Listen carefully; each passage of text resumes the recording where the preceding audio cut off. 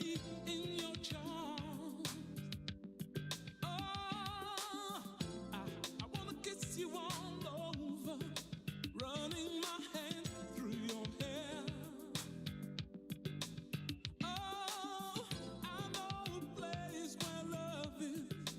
I'll keep you warm night and day in the love zone. You don't have to be alone. Together we can live and learn in the love zone.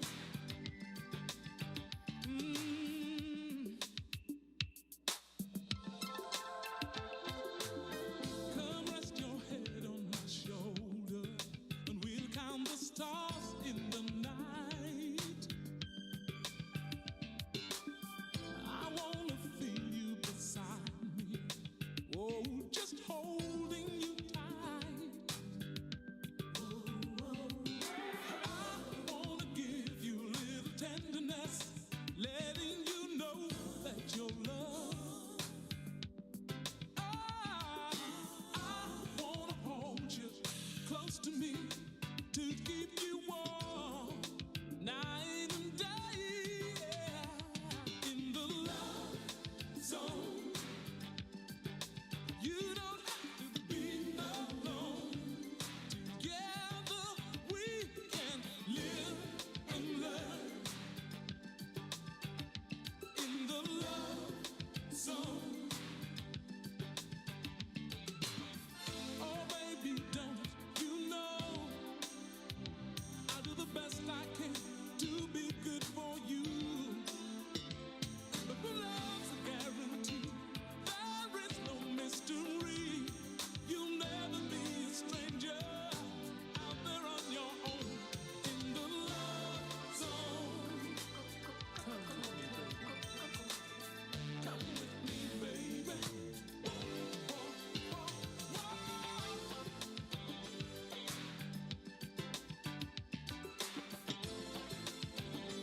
Oh, sha-la-la-la-la, whoa.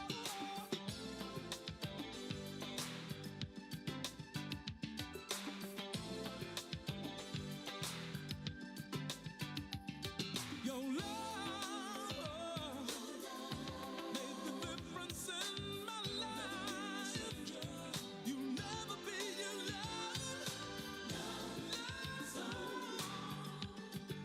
You don't have to be alone.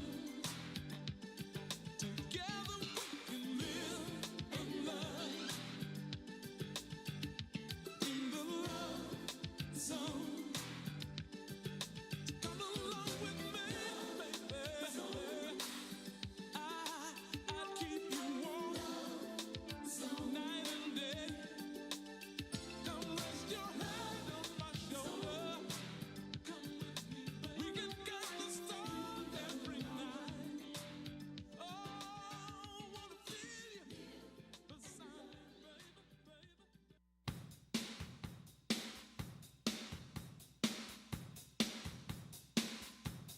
Nothing so loud as hearing when we lie. Truth is not kind, and you said neither am I. And the air outside so soft, saying everything, everything. All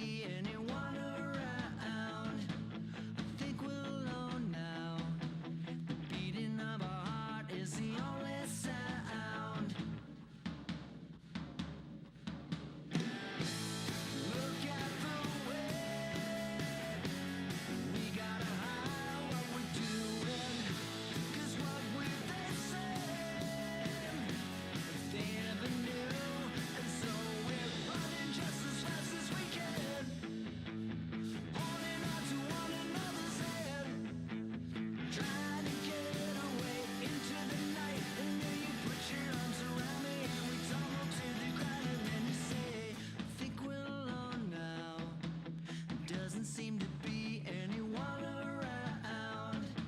I think we're alone now. The beating of our hearts is the only sound. I think we're alone now.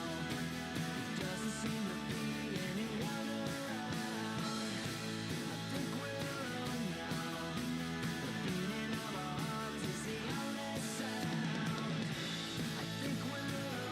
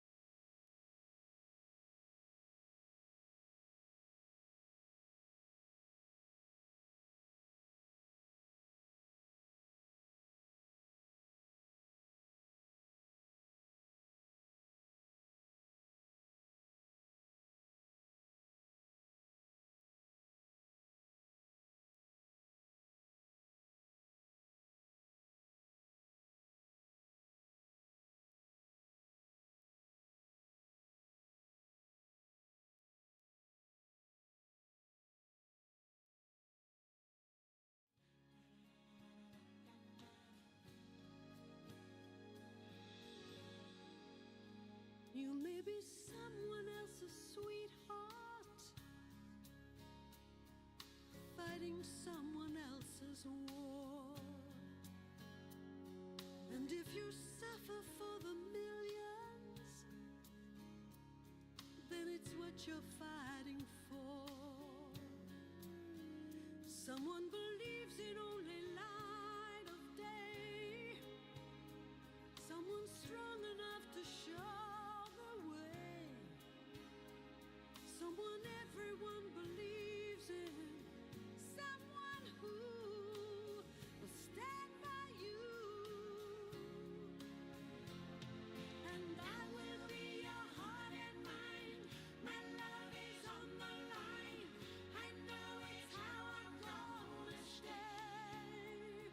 For a stranger in a strange land far away. And love will make your spirit shine. I feel your hand in mine. I write a letter every single day to a stranger in a strange land far away.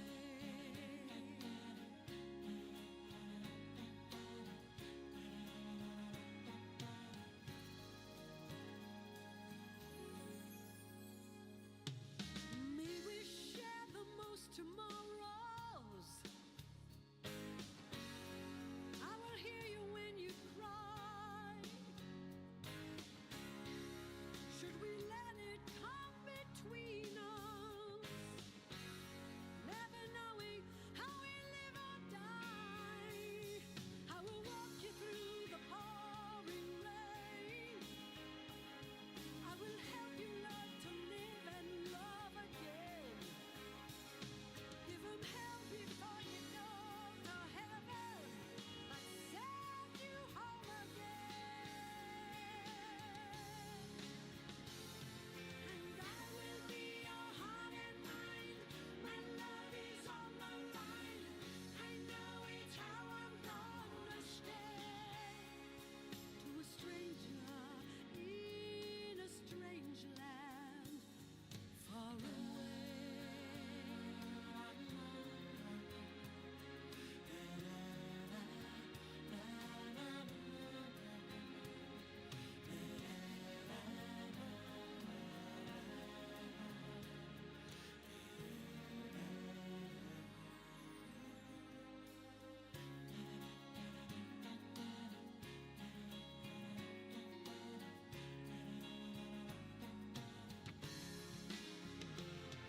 And just to see your spirit shine, to feel your hand in mine, I write a letter every single day to a stranger in a strange land far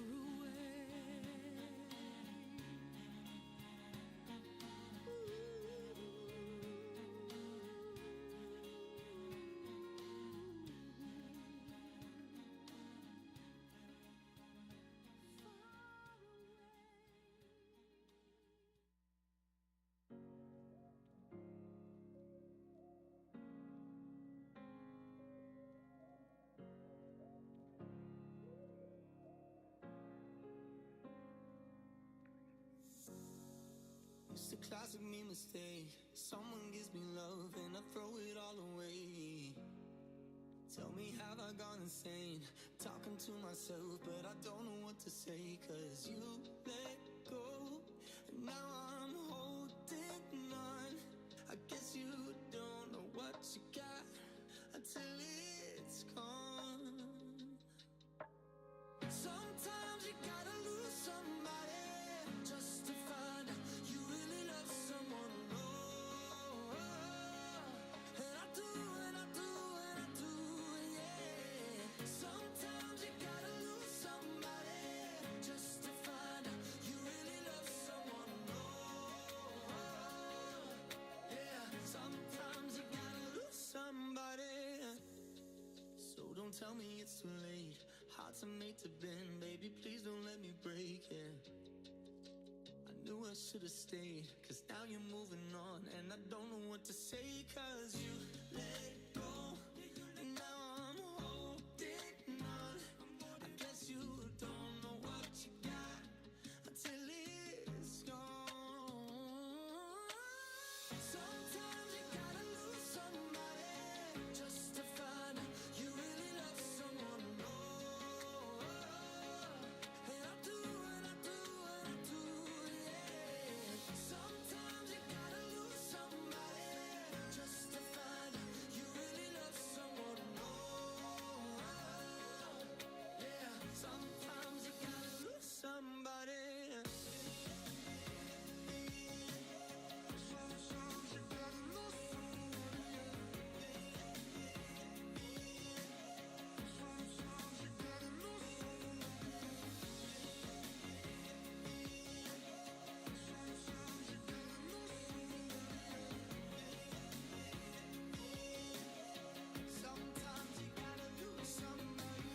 Sometimes you gotta lose somebody just to find out you really love someone. Oh, and I do, and I do, and I do, yeah. Sometimes you gotta lose somebody just to find out you really love someone. Oh, yeah. Sometimes you gotta lose somebody.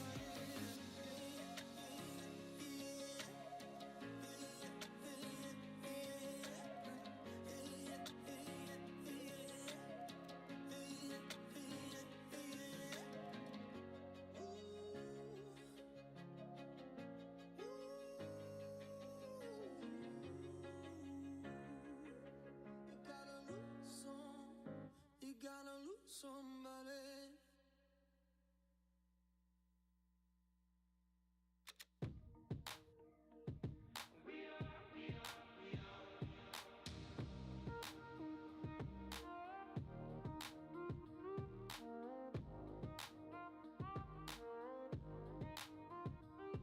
LA on a Saturday night in the summer. Sundown and they all come out.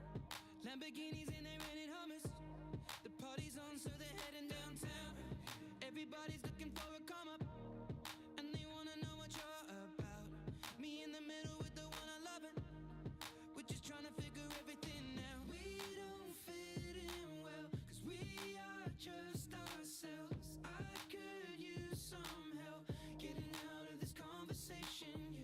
Yeah, you look stunning, dear, so don't ask that question here. This is my only fear, that we become beautiful people. Top designer clothes, front row at fashion shows. What you do and who'd you know?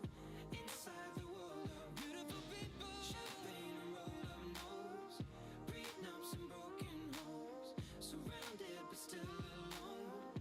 Let's leave the party. That's not who we are. We are not beautiful. Yeah, that's not who we are. We are not beautiful.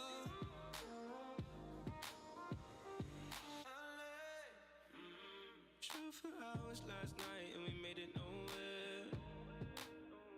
I see stars in your eyes when we're halfway there. I'm not fazed by all the lights and flashy cameras.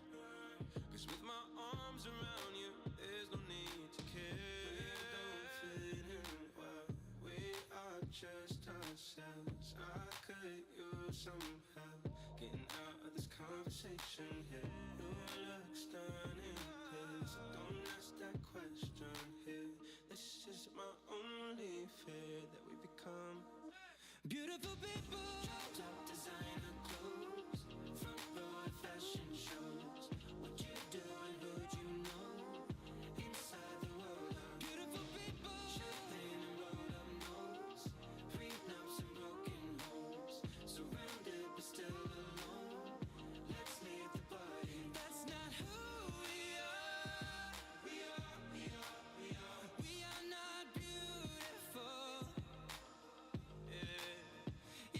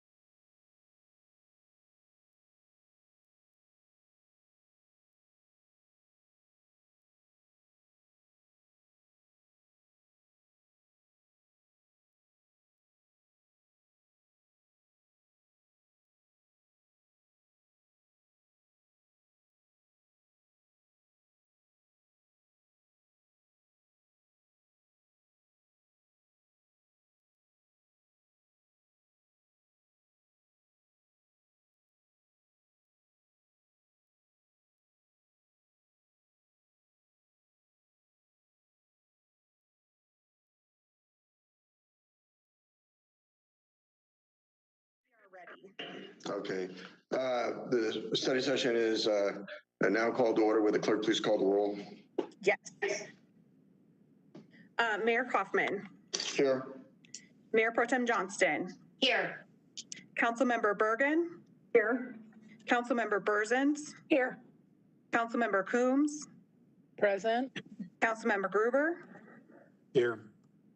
Councilmember Hiltz, Here. Councilmember Lawson, Here. Councilmember Marcano, Present. Councilmember Murillo. Present. Okay, we are all And here. Gardner And, is here as well. Councilmember Gardner, I'm sorry I missed you. I do show you as being here. My apologies. And Mayor, we'd like to do a quick announcement about the public call-in number. Oh, please proceed. Patty can unmute the call-in line. For an announcement. Tonight's Aurora City Council study session. If you're listening on the phone, please note we are in listen-only mode for the study session. The formal City Council meeting begins at 7:30 p.m. The City Council welcomes feedback from residents during council meetings on both matters appearing on the agenda and during public invited to be heard. The process for commenting by phone is easy. For those watching on Channel 8, please call 855-695-3475. And when connected, and for those already connected, press *3 to get in the queue to speak. You will hear a prompt that you will be connected to an operator and then be able to continue listening to the meeting until the operator comes on to take down your information and what portion of the agenda you would like to speak on. Callers who would like to speak during City Council for the public invited to be heard portion should call between 7 p.m. and 7:30 p.m. for the start of the meeting. Any calls after 7:30 will be placed in the queue for the end of the meeting, and callers who would like to speak on a specific agenda item or during public hearing, should call between 7 and before the item is called by the clerk.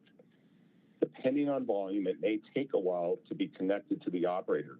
So please be patient and stay on the line. As long as you heard the prompt after pressing *3 and can hear the meeting in progress, you are in line to speak to an operator. Thank you. Thank you.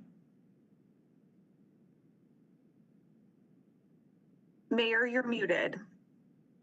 Executive session update. We discussed labor negotiations and an agreement for plan design on Montview Boulevard. There was no mayor's update, no issue update. Are there any issue updates? Seeing none, is there any objection to moving the consent calendar forward, item 2A through 2J? Seeing none, item 2A through 2J will move forward. Items from policy committees, number 3A. Fall supplemental. Staff. Kirsten? Good evening, Council. I'm Kirsten from the Budget Office. The 2020 fall supplemental will amend the 2020 budget. This supplemental is very technical and includes many items associated with 2020 balancing efforts. All supplemental requests have either been reviewed by Council, for example, because they were included in the 2020 projection as part of the 2021 proposed budget, or they are technical. Technical items are typically net zero amendments, such as the appropriation of a new grant or budget reallocations from one project to another. Both department representatives and myself are now available to answer your questions. Questions? Are there any questions?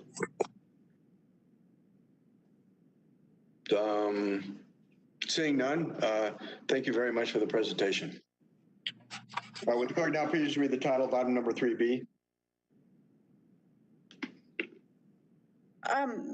Mayor, I think perhaps we were looking for some direction. Oh, I'm sorry. I'm sorry. That's correct. Is there any objection to moving item number 3A forward?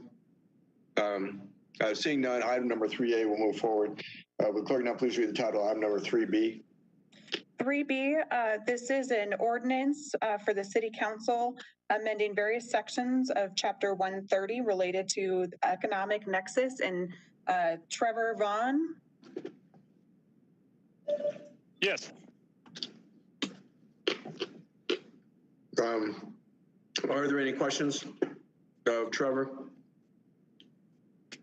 Is there any objection to moving item number 3B forward? Seeing none, item number 3B will move forward. With the clerk now, please read the title, item number 3C. 3C, this is a resolution approving the second amendment for a 5-year extension utility cost reimbursement between Lennar, Colorado, and Adonia Metro District.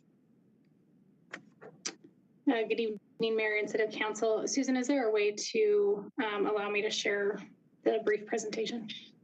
Yes, staff will set you up with presenter abilities.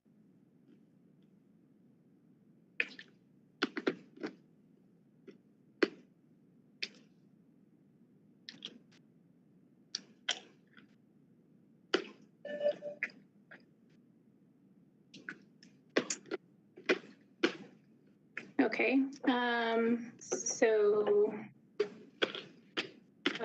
can you see the PowerPoint presentation? Yes, we can. Okay, so yeah, good evening. This is just a brief overview of some maps of the Adonia reimbursement agreement extension.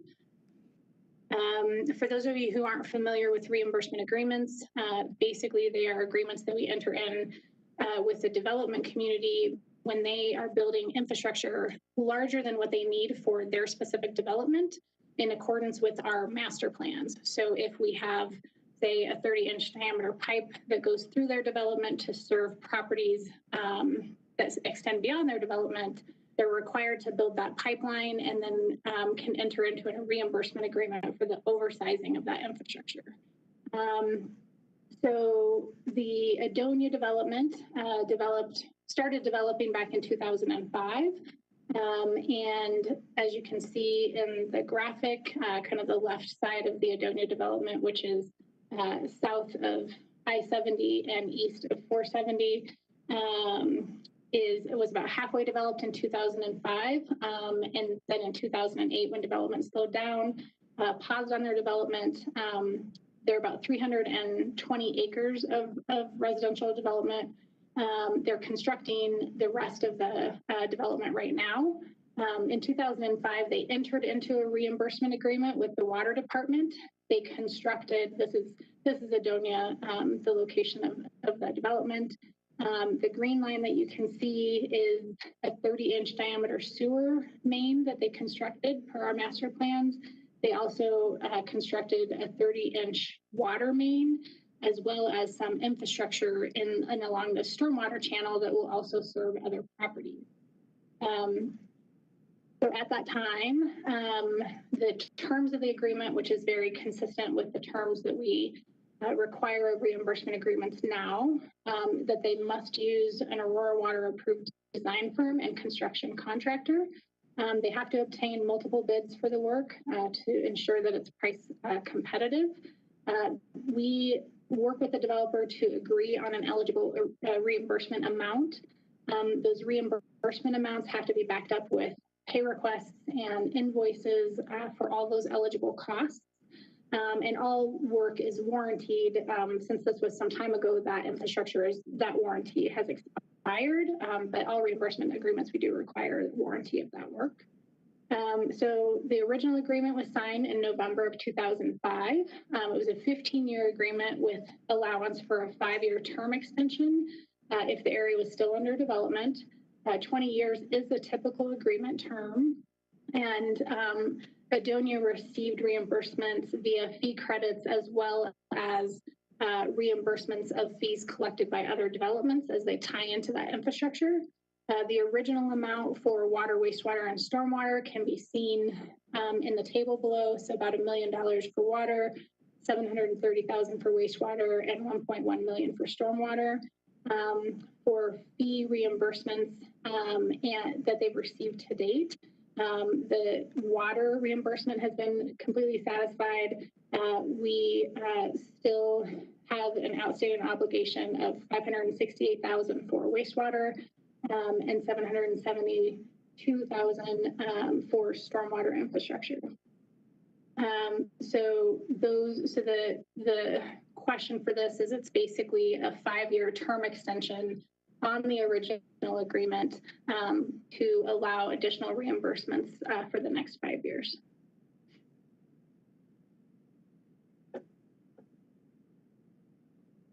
Are there any questions or comments? Excuse me. Just a comment. Councilmember Bergen. Yes, I was just going to say that this was presented to the Water Policy Committee and we were good with it. Oh, very well. Any other further questions or comments?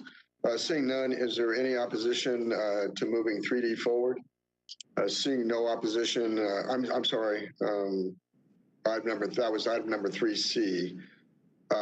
Is there any opposition to moving item number 3C forward? Seeing none, item number 3C will move forward. Will the clerk now please read the title of item number 3D? The Mayor and Council, this is an item for an intergovernmental agreement between the U.S. Department of Interior Bureau of Land Management and the City of Aurora regarding the Trout Creek Pond. Questions, Alex Davis? I am prepared to give a brief summary of the item if that's helpful, or we can just go forward, whatever you would prefer, Mayor. I think go ahead and give a brief summary, please. Thank you. Good evening. For the record, my name is Alexandra Davis. I am the Assistant Director for Water for Water Resources for the Aurora Water Department. This agreement is with the Bureau of Land Management. The Bureau of Land Management, the BLM, owns and operates Trout Creek Pond, which is upstream of Spinney Mountain Reservoir on the Middle Fork of the South Platte. The pond has been in existence for decades, but in 2014, the Division of Water Resources required the BLM to begin to augment the evaporation, and they needed to find a source of water for that augmentation plan that they filed in water court. The city entered into an IGA with the BLM on October 18th, 2017, which council approved for 3 acre-feet of augmentation use for the Trout Creek Pond in exchange for cooperation and other activities that we work on together on the river.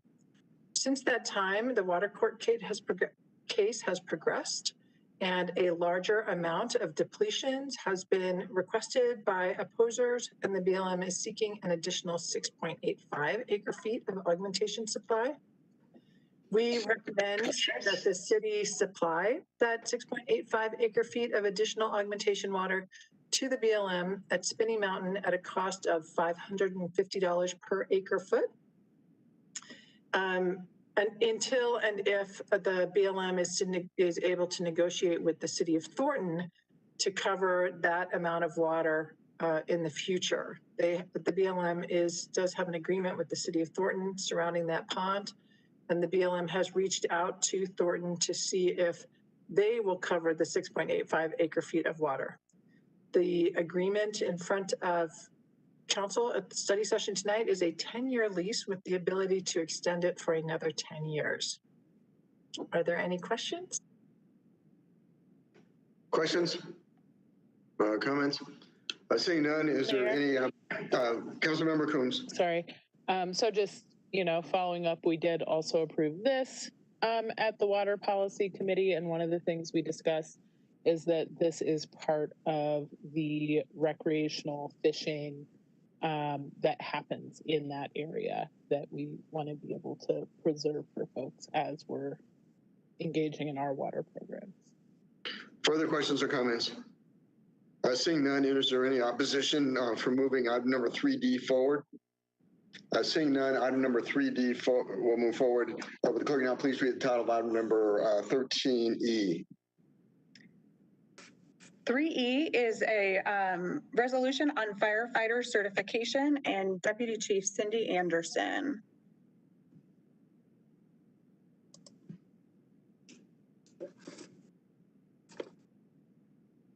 Ms. Anderson? Good evening. I'm here to answer any questions regarding moving this process forward. The resolution is just an update to a formal IGA.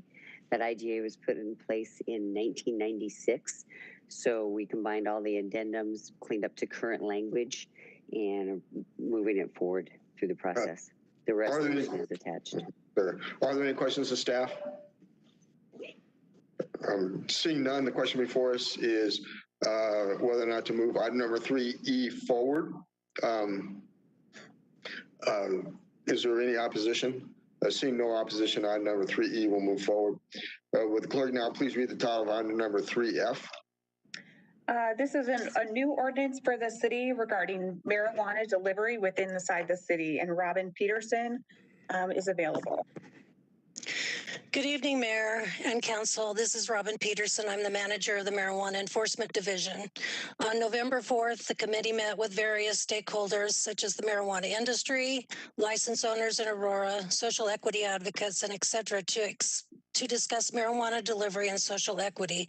It was a robust discussion on what the ordinance should include from various perspectives. On November 5th, the Amendment 64 Committee convened to craft, based on the conversation held the day before, a delivery ordinance. However, between the four members, they were unable to come to a consensus, so two options were prepared for conversation this evening. To remind everyone, the first part of both options include the proposed change from the city's more restrictive background requirements to align with the state's criteria of ownership and working in a licensed facility. As I said, same are for both options. Also, the committee agreed that deliveries by the Aurora stores could be made to Aurora residents and to other jurisdictions that have allowed delivery into their jurisdictions. Also, deliveries could be made into Aurora from other jurisdictions that have been issued a delivery permit by the state, as well from the jurisdiction they reside in if required. This is cross-jurisdictional deliveries, and this is also the same in both draft or options. So for option one, this provides for a reduced fee for the transporter license and delivery permit if the applicants are deemed to be social equity licensees as defined by the state. However, anyone, not just social equity licenses that meet the requirements, could apply for the transporter license and delivery permit.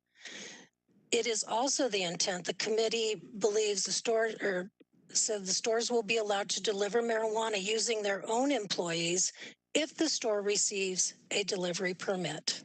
They can also hire this third party as well. Option two provides for an exclusivity period. In Aurora, for a period of 36 months, only transporter licenses with an approved delivery permit will only be issued to a company that is 51% owned by a social equity licensee. All interested parties that meet the requirements for a transporter license can apply, but the delivery permit will be held for social equity license applications only for the 36 months. During this exclusivity period, the transporter license will be issued at a reduced amount for the first 2 years of operation. Then it reverts to the full amount of the license for that third year. In that same breath, stores will be able to apply for the delivery permit if they want to use their own employees to make those deliveries. If stores want to hire a third-party company, i.e. a transporter, with a delivery permit to make its deliveries, only social equity licensees will be available for hire in Aurora for the first 36 months. Okay. Questions? I'm sorry. Just a little bit more. A couple of things. Please proceed. Thank you. Thank you, Mayor. Just a couple of things I want to keep in mind that only store licenses and transporter licenses can apply for a delivery permit. The state does not have its process in place at this time. However, statute said they must start accepting applications January 2nd, 2021. Very few jurisdictions have weighed in on delivery, and Denver is currently discussing delivery, and they have also been discussing delivery and social equity. Council, you were provided 4 additional information items received from staff from stakeholders since the 2 meetings took place. And I believe you also received a communication directly from Kristen Thompson on behalf of Medicine Man, Starbuds, The Green Solution, Colorado Harvest, and Rocky Road.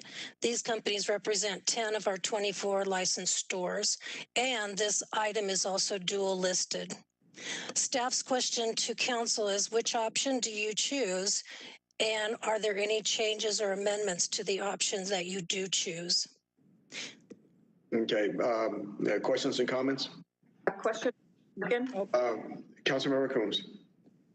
So Robin, I just got a number of questions about not explicitly spelling out the transporter licenses in the initial sections where it's saying that delivery is permitted, which I believe is section A. And of course, I just lost my page in eScribe. But so and I know I've asked this before, and it seems like your answer was, since transporter licenses are spelled out in the state law, they don't need to be spelled out here. So I just wanted to clarify, do we need to explicitly state that licensed transporters can deliver in that first clause, or is that covered by what's written in there? I'll defer to legal, but I believe it is covered in the language that we have. Further questions? Yes, Mayor. Councilmember Bergen. I have a question on I know we're trying to stay in line with the state policy that we reduce felony convictions that our code had said in the past 10 years, and now we're matching the state to 3 years immediately preceding his or her application date. So are there no exceptions to that? And I guess where I'm getting at is, if someone was distributing drugs illegally, drug dealer, and had a felony conviction, would they still qualify under this 3-year date? I believe it would depend, because we have other things to look at, and not just a federal drug felony. You look at good moral character. There's other things you take as a whole package to take a look at this. So that being said, if it was within the 3 years, it would allow us to look at them, but that doesn't mean we have to grant that. Does that make sense?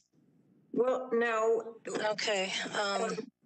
What if it was, I guess I'm trying, okay, so if we change to the 3 years, yes.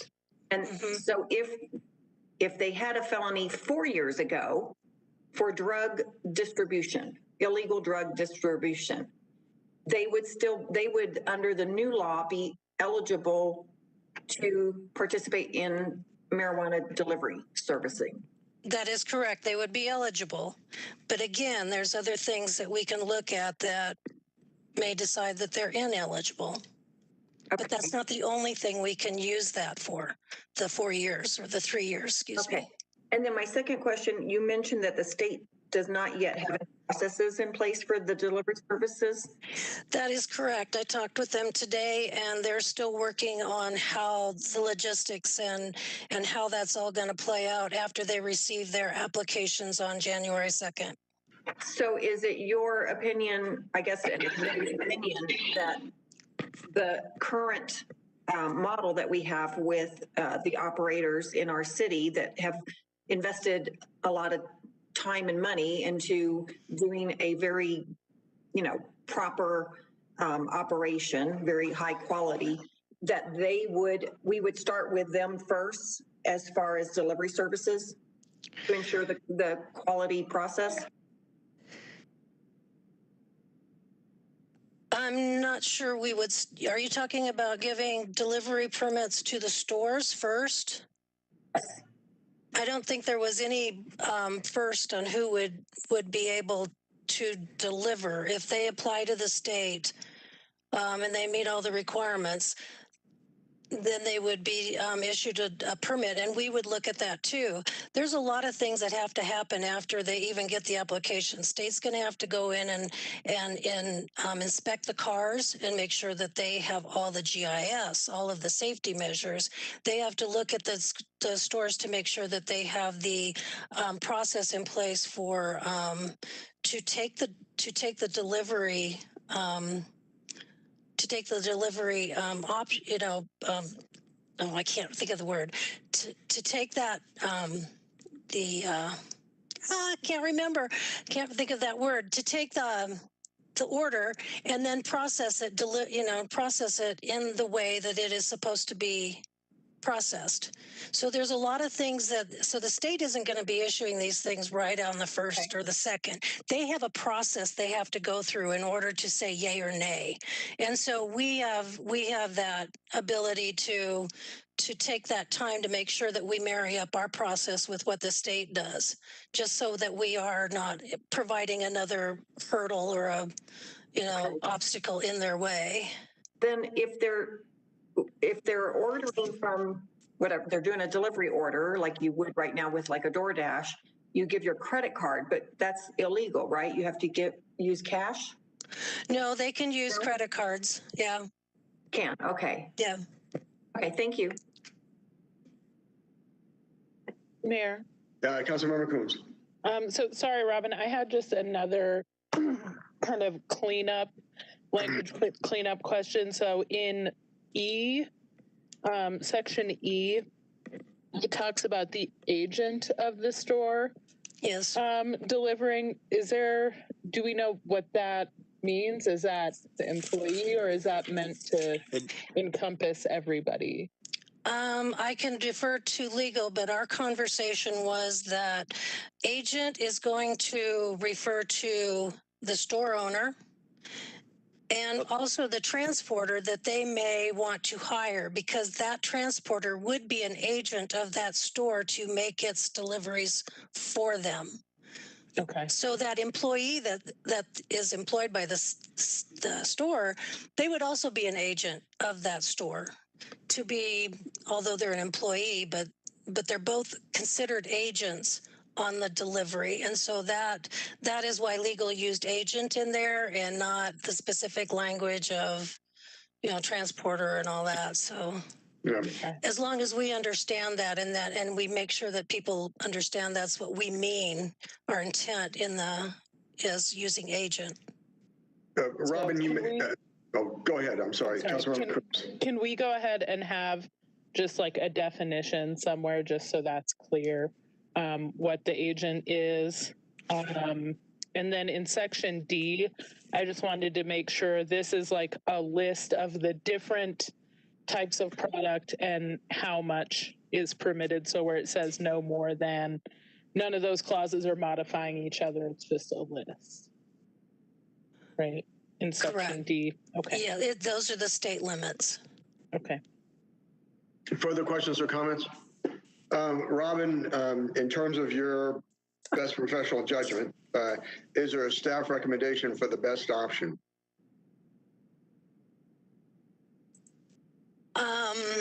I'm not gonna, no, there isn't. We can do either one of those options.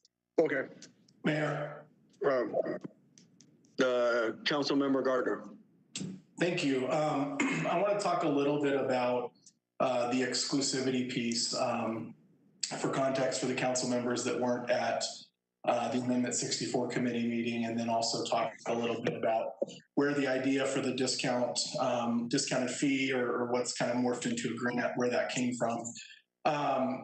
So there's a legal term known as disparate impact.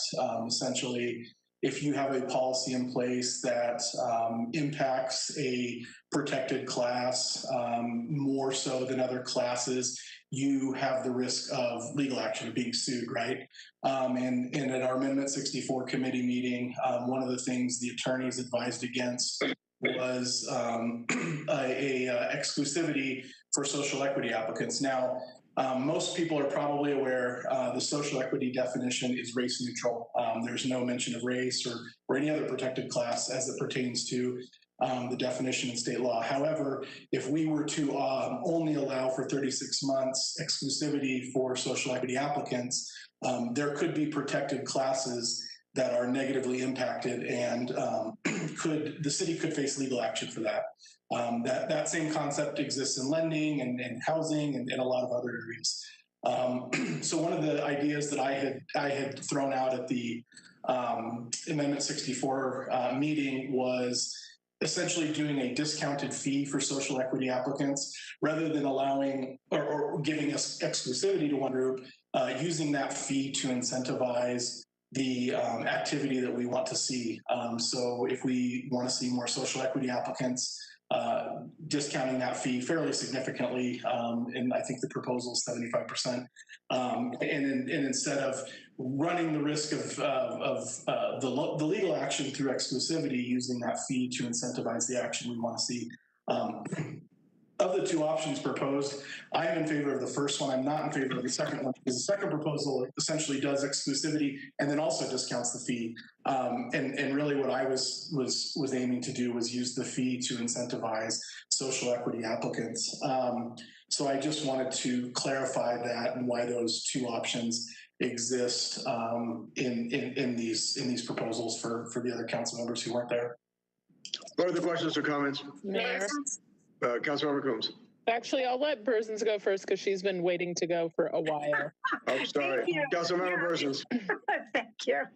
Yeah, as chair of the 64 committee, we've been working really hard on this. I mean, for months, we've been working hard on it. And last week we had a meeting, 2 meetings back to back, and we heard from the community. We heard from legal, and we talked about a lot of different things. And we do understand how new people want to get into the business and how they haven't been able to get into it. And we did talk a lot about social equity and how we need to help them. Everybody understands that. But when legal came in and told us, you know, we're really putting the city at risk by giving an exclusive contract to one specific group of people, that probably wouldn't be a good thing. So as Councilmember Gardner said, you know, he came up with the 75% discount. And the first option, when we first talked about it, was absolutely free. You know, just give them the license for free. And then we thought, you know, then they won't have any skin in the game. You know, if you're starting a new job, you want a little skin in the game. So a 75% discount came about, which I think once we talked it over, everybody kind of agreed if you're going to give a discount, 75% is pretty good, and give that for 3 years. But to just limit it to a certain group, honestly, we don't know how many people, how many transporters we're going to need. We don't know, are we going to need 24? Are we going to need 12? Are we going to need 30? We just don't know. And to limit that section of people, of applicants, would not be a good idea, because we just don't know how many we need, how many are going to apply. So the option one was open it up to everyone, but give the social equity folks a 75% discount, and then for 3 years, and then hopefully they will come in right away and put their name on the list. And as Robin said, there are a lot of hurdles that anybody has to go over to get this license. It's not a done deal just because you put your name on the line and, you know, get some information. They're going to be checked out. So that's really how we came up with this, because I don't want to put the city in any harm or in any way, shape, or form open to litigation by only allowing a certain group to get in. So I just wanted to share that, but it's not as complicated as it sounds. It sounds really complicated, but It's really not. You have to pass the rules. You know, you have to hook up with a retail. You just don't go out and say, hey, I'm going to do it. You have to hook up with a retail store. And I would suggest that the people that want to do it, the social equity folks, get in there and get with the retailers and start working with them and come up with a negotiated package with them, you know, before they come to Aurora. You know, business is all about negotiation. And I think this is a good way for people that haven't been able to get in business to get their foot in the door. Further questions or comments, Councilmember Coombs? Mayor, so I want to cover a few of the things that were stated with respect to social equity. First of all, is that the state already considered these legal questions in creating the definition of a social equity applicant, and they created those definitions after looking at other social equity programs throughout the country, and which were found to be illegal and which were not. And only Ohio's was, and so they didn't use that model. And one of the things that they looked at and have talked about and has been discussed on this subject in the year and a half that other folks have been having the conversation before we got to it in Aurora, is that in Massachusetts, they tried a program like what's being discussed without the exclusivity, namely giving incentives, but not having an exclusivity period. And they found that almost no social equity applicants were licensed on that basis. And so that's the reason for looking at the exclusivity period, is because simply doing the incentives has not been shown to work in terms of promoting social equity in marijuana in other programs throughout the country. And so the intent is to create that exclusivity period to ensure that people both are able to address the access to capital issues and the structural barriers that they've faced. And that's what those definitions in the Colorado law are intended to do, is to address the structural barriers that have prevented social equity applicants from having businesses in our state thus far. And so that's the reason to do both. And again, the legal questions have been addressed in the 18 months of conversation that went into implementing the state's definitions of social equity. Further questions or comments? Bergen. Councilmember Bergen.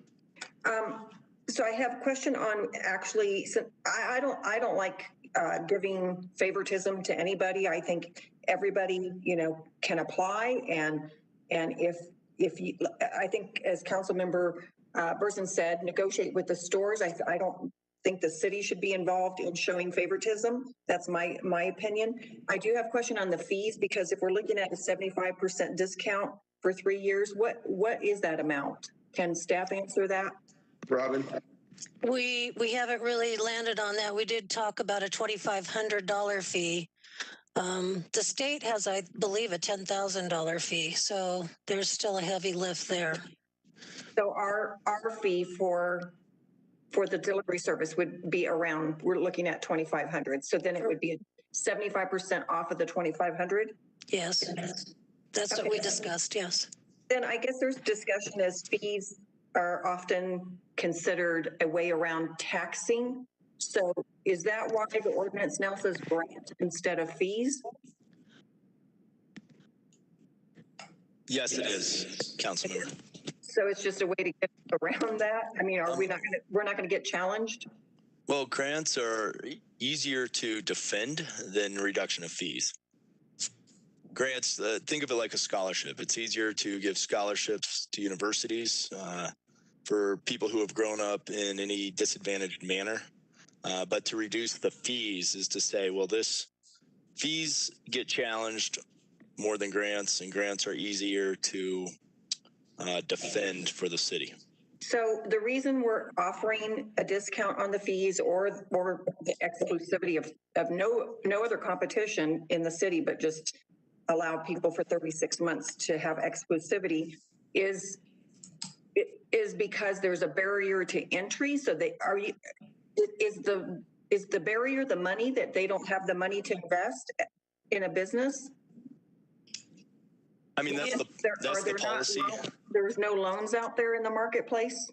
I mean, that's the policy decision for the council to make. I mean, obviously you're talking about two different things. You're talking about one, the financial aspect, right? The exclusive aspect.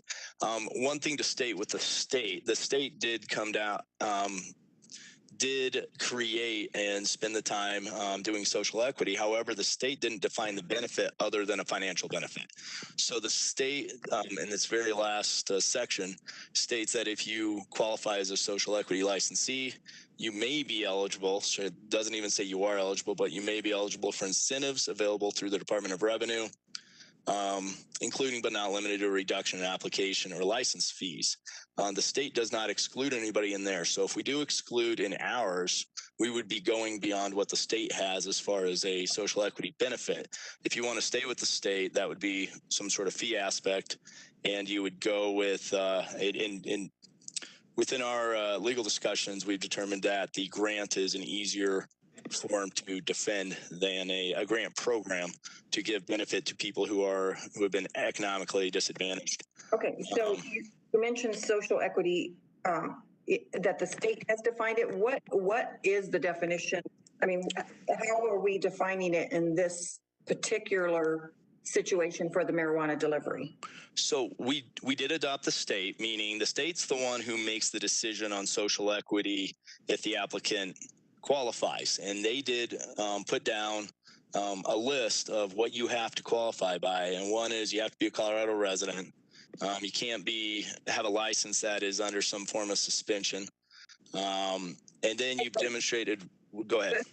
Yeah, I get what you can't be, but who are you? Like, who are the people that qualify under? And that's was the next thing. So you've demonstrated at least one of the following. So one out of three aspects. You have to have resided in one of the disadvantaged areas, and that's determined by the federal government, and it's what we would consider now an opportunity zone.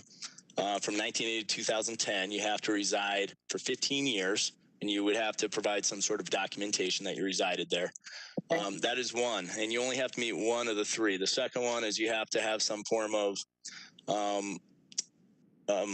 legal trouble from marijuana. Marijuana offense, conviction, or was subject to civil asset due to the applicant or the applicant's parents. So if the applicant or the parent has been arrested, has had convictions due to marijuana, then they could apply as a social equity applicant. And then the final one is the applicant's household income in the year prior to application did not exceed an amount determined by rule of the state licensing authority, and that would be they'd look at their taxes. So those are one of three that they have to qualify for. But then there's one last prong, and that prong is the social equity licensee, or collectively one or more licensees, meaning multiple ones could hold the same license, hold at least 51% of the beneficial ownership of the regulated marijuana business license. And so they would also have to have 51% ownership. So there's quite a few hoops to have to jump through to qualify for as a social equity licensee. So, but the second one you mentioned was, again, the legal trouble, which I kind of alluded to earlier. So if you had a conviction for distribution of illegal drugs, you would be able to qualify under, so not only do you get in the business, even though you distributed illegal drugs with a felony conviction, but then you also get to have a discount or favoritism on either exclusivity or the discount in the fees. So it would be just for the marijuana, and not, when you say illegal drugs, it would not be for all drugs. It'd be just for marijuana. And I suspect, I was not part of the discussions with that, I suspect that is because marijuana is now legal, and they are looking at it as, if it's now legal, we're gonna give some breaks to people who have been arrested due to marijuana in the past. Okay, well that would make more sense, but the way I read it, it didn't specify just marijuana conviction. It said any felony. Beyond. I mean, if you're within 3 years and you have a felony, you can't participate. But if you have a felony beyond the 3 years, you would be able to. And you're talking about the earlier part of the amended code, correct? Yeah, I guess I'm getting confused on, I get it if you, because marijuana is now legal, that wouldn't count, but I guess I'm trying to get clarification if any felony.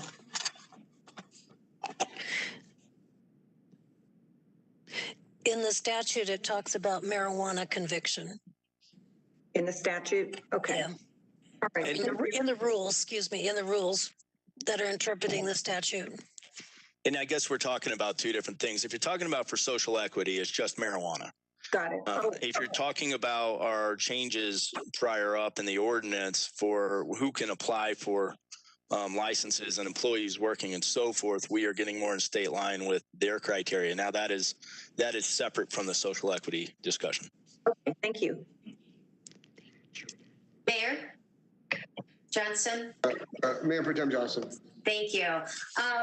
I was going to address some of that, but I think City Attorney Money did, because I want to make sure we're talking about those two different things. I've been on the Amendment 64 policy committee for several years and wanted to get rid of that requirement. We actually didn't even allow someone with a misdemeanor to be able to qualify for a license. And when we were talking about favoritism, we've done favoritism. We said, if you have a misdemeanor, no, you have to have an exorbitant amount of capital to be able to be in here. And there were all of these hoops that went through. And there was the war on drugs, where with a marijuana conviction, it was disproportionately affecting communities of color. So with all of that, having an exclusivity period, which is what I support, option 2 with Councilmember Coombs, we're trying to counter some of the policies, the systemic issues, problems that we put in place in the first place. So I want to say there's a lot here. Us as Amendment 64 committee members got to do a deep dive. I know we had a study session in August. This is raring to go. However, there were some potential confusion from the intent of what the Amendment 64 committee had discussed and then what made it into our packet. And we've had different stakeholders reach out to council today, talking about different amendments. While I'm clear, I am not comfortable with having this dual listed for a floor vote tonight. I already have a little discomfort when it comes to dual listing. When that happens, I can feel that it's appropriate if it's very timely and it's basically the same ordinance that council is seeing at study as they see on the floor for a vote the same night. This is not there. I would propose not going back to policy, but just getting this all ironed out today. We still have to discuss some proposed amendments, making sure we're clear on either the exclusivity or the other option with opening it up, but get that all ironed out and then get final language and go to the floor for a vote on December 7th. Thank you. Mayor. Councilmember Gardner. So as far as the legal issues, apparently Councilmember Coombs has different legal advice than I do, because the email I have from the city attorney's office today says any program of exclusivity has the potential of a disparate impact claim. And furthermore, even the risk assessment that was submitted by the Color of Cannabis also states that, now they call it minor, but they also agree that there's a risk of a legal claim. So I do want to point that out. The other piece I want to mention, I've talked to a couple of operators that have concerns that by giving an exclusivity period, we are essentially creating an arbitrary cap that won't allow them to do delivery in a timely manner. They have concerns that there will not be enough social equity applicants ready to go once the delivery period starts. Now, I will acknowledge there's other operators that don't have that same concern, but I do think that's something that we need to think about. In context of our, we placed an arbitrary cap on licenses, which I've gone on record of saying I don't agree with. I think in this case, we would be doing the same thing. I think we need to let the market determine how many licenses are needed, but if we want to see certain applicants, we incentivize that activity. Okay, Mayor? Councilmember Coombs, and we ought to be able to bring this at least in terms of having a direction. Councilmember Coombs. So just with respect to the legal issue again, Massachusetts did, after not having any benefit from their prior social equity programs for licensing businesses, did implement exclusivity for delivery and has not faced any legal challenges in their delivery exclusivity. Okay. Further discussion. It looks like we have to make a decision on two options, and then Mayor Pro Tem raised an issue in terms of we ought to vote on it. Mayor? Councilmember Bergen.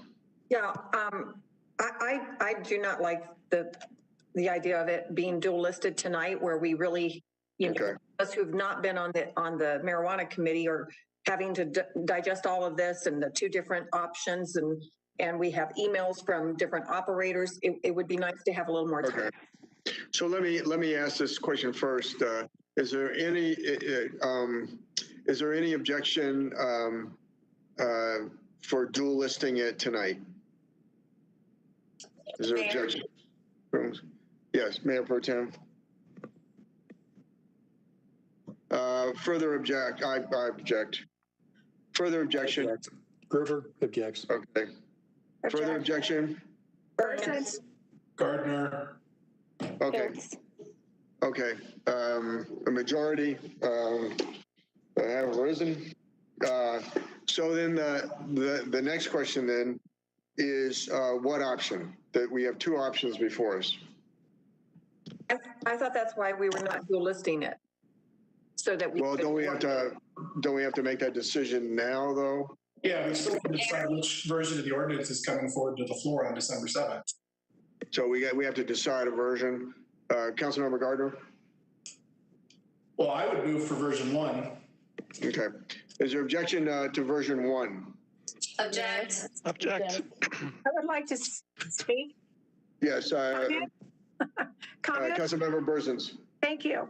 I would like to know, getting back to what Councilmember Coombs said, I would like to know that for sure, because our legal has said one thing, and Councilmember Coombs is saying something else, that our state legislature will promise that we will not be sued, we will not get into any litigation, and if we do, the state legislature will fight it for us and pay all the bills.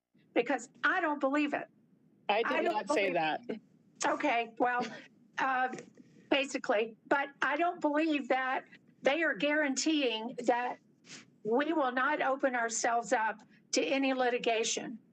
If we only say a certain kind of people can get in here and get these licenses, and anybody else, we are such a diverse city. We look at the different languages, the diversity. And if somebody else wants to come in and say, hey, I want to get into this, I'm a diverse person, and we say, nope, sorry, can't do it. We are opening ourselves up to litigation. And I just don't understand why the state thinks that it's not, or the legislature thinks that it's not an issue for cities. We're a home rule city. We should be able to make our own rules and have our own legal decisions. I just don't understand how the state is saying this. Okay, further comments?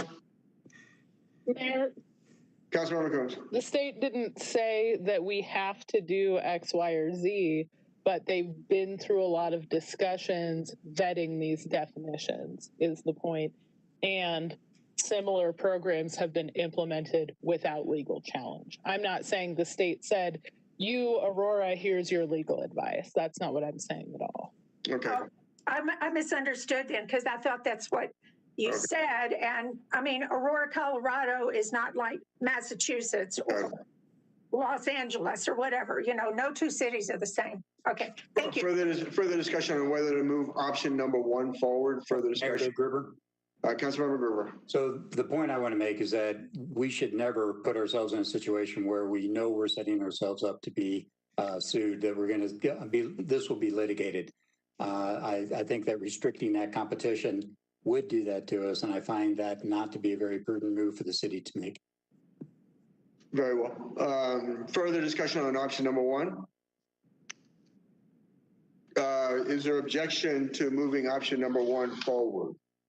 Mayor? I object. Object. Johnston. Councilmember Murillo, I object to option. Councilmember Hiltz. Coombs. Marcano, in case you didn't catch me. Okay, I think Councilmember Lawson objected as well, but she's muted. Oh, okay. Councilmember Murillo? Yes, I object. But we don't have, okay. So I have Councilmember Coombs, Councilmember Marcano, Councilmember Johnston, Councilmember Hiltz, Councilmember Murillo. In opposition. And Lawson. And Lawson, she's muted though.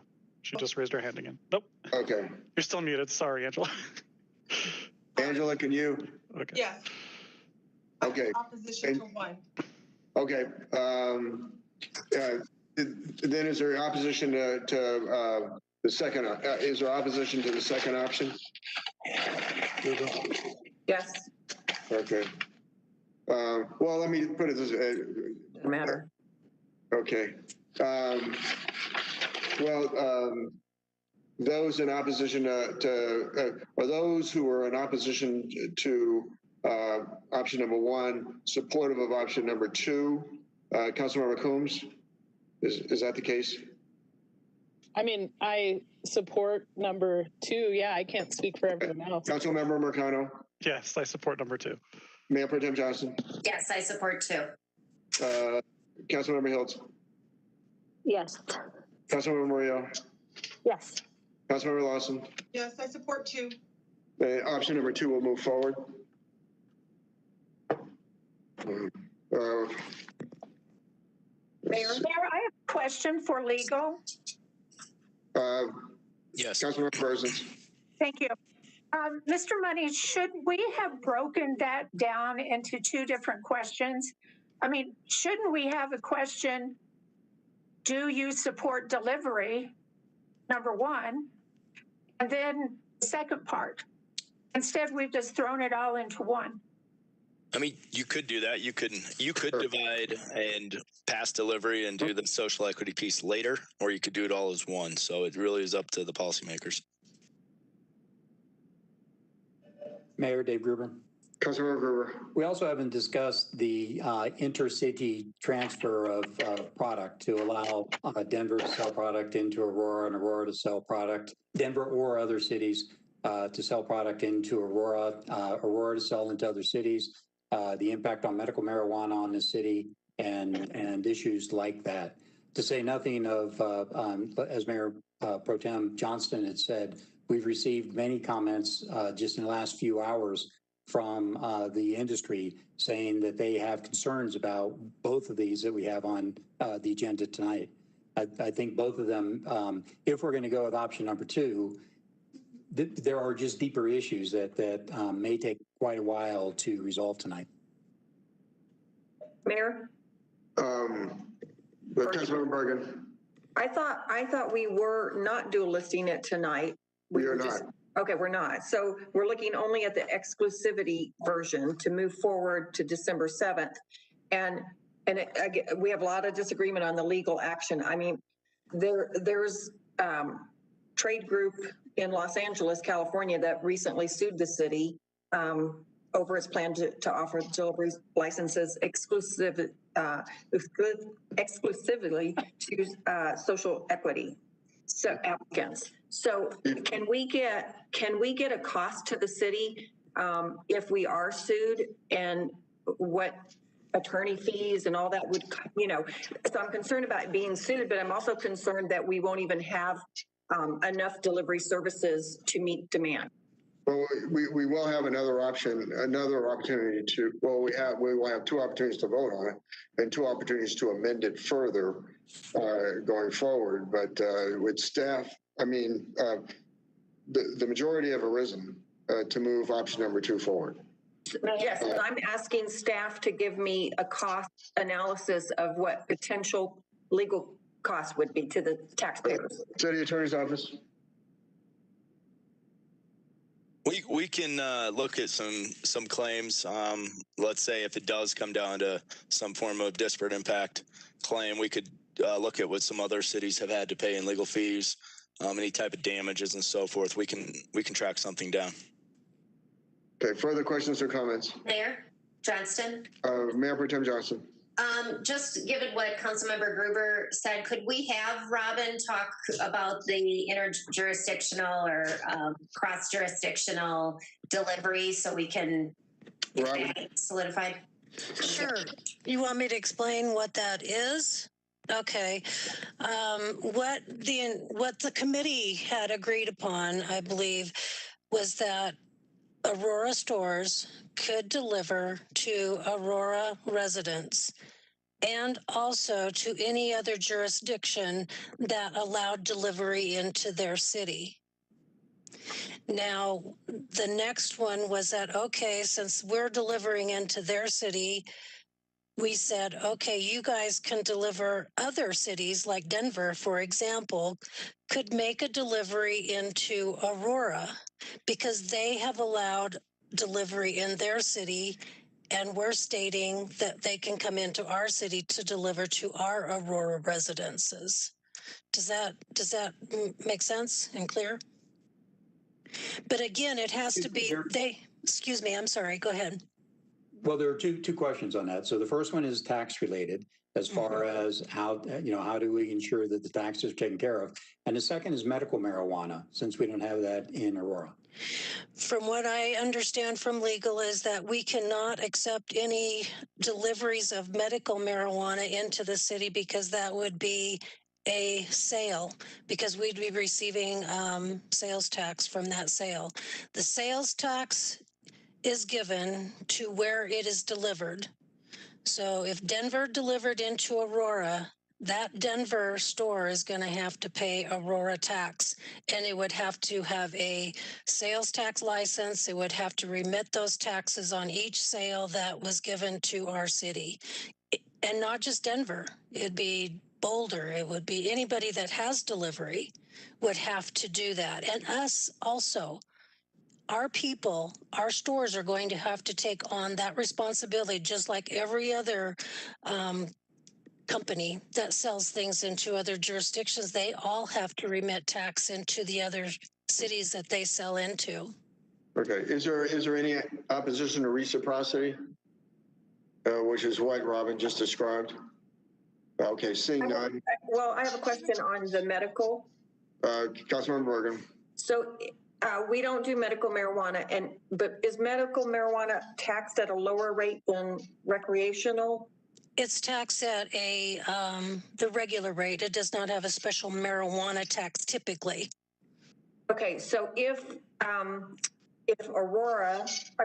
Denver or whatever other jurisdictions delivered into Aurora, could someone order medical marijuana and then we would not get the same tax revenue?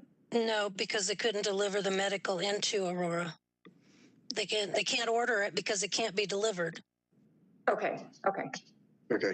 And is there Councilmember Lawson? Robin, I do have a question. So I understand that wherever the sale takes place, that particular jurisdiction or that store will get the tax. With the transport piece, is there anything, and they come from cross-jurisdictional, is there any fee that we would get as the city? Like if Denver came into Aurora to give to a consumer, they're doing the transporting. Or is there any fee that the city would get from that? Or is that on the onus of the store to take on that? I'm sorry if I'm complicating the question. I'm just trying to understand that piece of it. Sure. Now the store, say Aurora delivers into Denver. Aurora is going to get $1 for our enforcement. The tax on that sale is going to go to Denver. Okay. My store in Aurora is going to have to collect Denver tax and remit it to Denver, and vice versa to anybody else that's outside that allows delivery. But we get if you don't get the tax, you get $1 surcharge. Okay. Now, we could probably do something on top of that if you wish, but that is by statute $1 for the enforcement. Okay, but that could be negotiable with the jurisdiction if they wanted that particular surcharge to be up. I believe it could, yes. Oh, okay. You believe that it could? Or Dan, may I ask Yeah, that? I believe the statute says that if we want to go beyond the $1, we can raise that. Okay, thank you. Further questions or comments? Dave Gruber. Councilmember Gruber. So the stores that I've talked to have a concern about the Amazon model, and that is that say a large distributor doesn't have a storefront at all and sells purely via delivery like Amazon does. So they would be able to come in at a lower price, given the fact that they don't have a brick and mortar store per se, and they're selling everything via web, and they would be able to undercut the stores in Aurora. So, we're going to have that debate, we'll make this, but we are opening up the door for an Amazon model of marijuana distribution within the city from a distributor outside the city. So yes, we'd be able to collect the tax, but at a cost to the businesses in Aurora that may be very high. Robin? I want to make sure that, a store, you can't have a virtual store. You have to have a location somewhere. You can't, it's not like I can run my, deliveries out of my house. You have to have a licensed premise. If I could, Mayor? Yeah. Yes. Councilmember Gruber. So again, the point is that yes, you could have a licensed premise, but it would be an Amazon store. So in other words, it wouldn't be, now as you walk throughout the city, we have our marijuana stores distributed throughout the different wards. We've limited them and so on. And a competition between them is based on their best business practices. And then also the way they treat their customers. So their customers, may leave their own ward in order to go to a different ward because they like the store there better than theirs. What we're setting up here is a way for, again, like an Amazon delivery, where you would, yes, they would be able to meet all the legal requirements of the city of Aurora, but they'd be able to distribute throughout Aurora, throughout Denver, throughout the other cities and towns surrounding us in such a way to significantly undercut what the businesses in Aurora have done. I see. Whether that's good or bad, that's a debate. Some of the companies I've talked to are very concerned about it, but I just want to make sure that as council proceeds down this decision, that we consider the impact on the businesses in our city. Robin? Councilmember Combs. So just to clarify, at this point, what we're looking at is that our currently licensed stores can deliver and can contract with a transporter to deliver. Is that correct? That's correct. Okay, thank you. Mayor, if I could. Councilmember Gruber. But we're also saying that at the same time, we just made the decision that we will allow stores from outside of the city to deliver into the city if the city delivers in, if Aurora stores can deliver into that city, whether it's Denver, Commerce, whichever of the surrounding cities and towns. So there could be a store, and I'm going to make this up, but say in Brighton or say far out east where the costs are much lower, and they could deliver if we delivered into Strasburg, I'm making this up, but if we delivered into that area, they would be able to deliver into Aurora. And because their cost of businesses are lower, because their storefront costs are lower, then they would go into the Amazon model where they're a distribution service from a warehouse through just a front end, a web front end to the households in Aurora. Okay. So welcome to competition. Is it okay? I'm sorry. Did we make the decision on reciprocity? This is going to. I believe there was no opposition to. Well, Councilmember Gruber is opposed. Is there any opposition to reciprocity? There's none? Okay. Are there any other issues left to discuss on the marijuana issue? There is one issue, Mayor, and I apologize for stepping in here, but there has been with the different voices of the stakeholders on where we put the social equity. Do we put it on the transporter license? We put it on the delivery permit, and the difference and why I ask is anybody with a delivery permit needs a transporter license, but a transporter license is broader in what they do than a delivery permit. They have multiple actions under that transporter license. They can provide logistics, they can distribute, they can do delivery, and they can do storage. And so if we put the exclusion, the 36-month exclusion on the transporter license, it would affect possibly those other actions versus on the delivery permit. And there, I know those seem like small distinctions, but I have heard requests for either the transporter license or the permit aspect. And I think how we have it now is we've put it on the delivery permit that we are issuing from the city. So as long as everybody's okay with that, I have just heard I believe I've heard other voices saying put it on the transporter license. And if you're saying put it on the permit? Well, if we put it on the license, the transporter license, it would affect, the transporter license has a broader action than just delivery. And so are we looking to give social equity to the deliverers, the delivery permit? Are we doing it for the transporter license? And for those who are such as Councilmember Coombs, who have been very involved in this, I am unsure of what her direction, if she wants to transporter license or delivery permit, and if she understands the distinction I'm trying to make, because between the stakeholders, I feel like I've heard different. Okay. Yeah. So Councilmember Coombs. Let me clarify, because if we put it on the delivery permit, that would actually prevent the stores from getting them. So we don't want it on that, because we want the stores to be able to get the permits. Otherwise, we can't do the delivery. So it's specifically on the transporter license, not the delivery permit. Is there any objection to having it on the transporter license? Okay, seeing none, it will be on the transporter license. Are there any other issues that need to be decided, staff? Nope, I think that's it. Very well. Okay. Then item number 3G will move.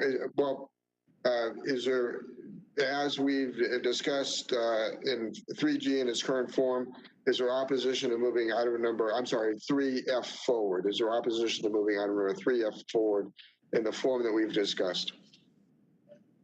Seeing none, item number 3F will move forward. With the staff, please read the title of item number 3G. Mayor, I would like to clarify 3F, you guys had asked for that not to be dual listed tonight. So that's correct. Forward to a future meeting. That's correct. The next item is Trevor Vaughn with the state sales tax and use simplification. Okay. This is an IGA with the state, and I can give an overview if desired. Otherwise, I can defer to questions. Are there any questions of Trevor? Seeing none, is there any opposition to moving item number 3G forward? Seeing none, item number 3G will move forward. Items from the city manager, item number 4A. Will the staff please read the title? This is just a discussion with the fire rescue fees for the 2021 budget. Okay. Chief Gray. It's Chief Gray. Good evening, Mayor and Council. We're actually going to have a presentation, if that's okay, Mayor. Well, please proceed. Okay. Again, we'll try to condense it as much as possible. Ms. Barkman, could someone give Matthew Wasserberger presentation rights? Yes, Patty, will you set up Matthew with that? It should take just a second to click over. Okay, and for the sake of time, just to give a quick overview, Mr. Wasserberger is actually the Assistant Director of Management Services for Aurora Fire Rescue. He's going to go through a presentation that will basically delineate, our approach to actually implementing the fees. You'll see that we actually have a Gantt chart for each one of the respective fees. And also, I just wanted to clarify a couple comments that I've received from some council members. One of the things that you will find is the fact that the title of the fees basically, even though all of these are common fees, none of them are novel, you will see different names used depending upon the jurisdiction. So Matthew, if you don't mind, just go ahead and go through the presentation, and we'll tackle any questions that might come up at the conclusion. Sure, yes, sir. So I believe everyone can see the screen, I'm hoping. Yes. So this discussion is involving the 2021 adopted budget items for the Aurora Fire Rescue Department. We had about $1.4 million of balancing impact proposals there, 3 of which were fees, new fees that we're looking to implement, and then 1 was a reduction in service to the MSUs, which council did half that at the budget workshop. So this discussion will only go into our 3 fees here and kind of explain those further for council and allow for any questions. With our fire inspection fees, the current model is that there is no first inspection fee charged by the city. We only charge a $43.25 kind of re-inspection fee when we have to come out after a failed first inspection. The cost of the fire inspections program is about $671,000, of which we only recover about $5,000 in fees due to this re-inspection fee. In 2021, we are looking for a more accurate cost recovery of our services based on best practices where we charge a first inspection fee based on occupancy type and square footage. Kind of in short, higher risk and higher occupancy units will pay higher fees. We developed these fees based on industry best practices. We looked, for reference from the International Fire Code, as well as looking at our neighboring jurisdictions of Denver, South Met, and West Met, as well as national best practice agencies to develop these fees. We also received feedback from the Aurora Business Advisory Board by presenting those fees in September of 2020. And we look to have continued dialogue with the BAB kind of as we implement these fees.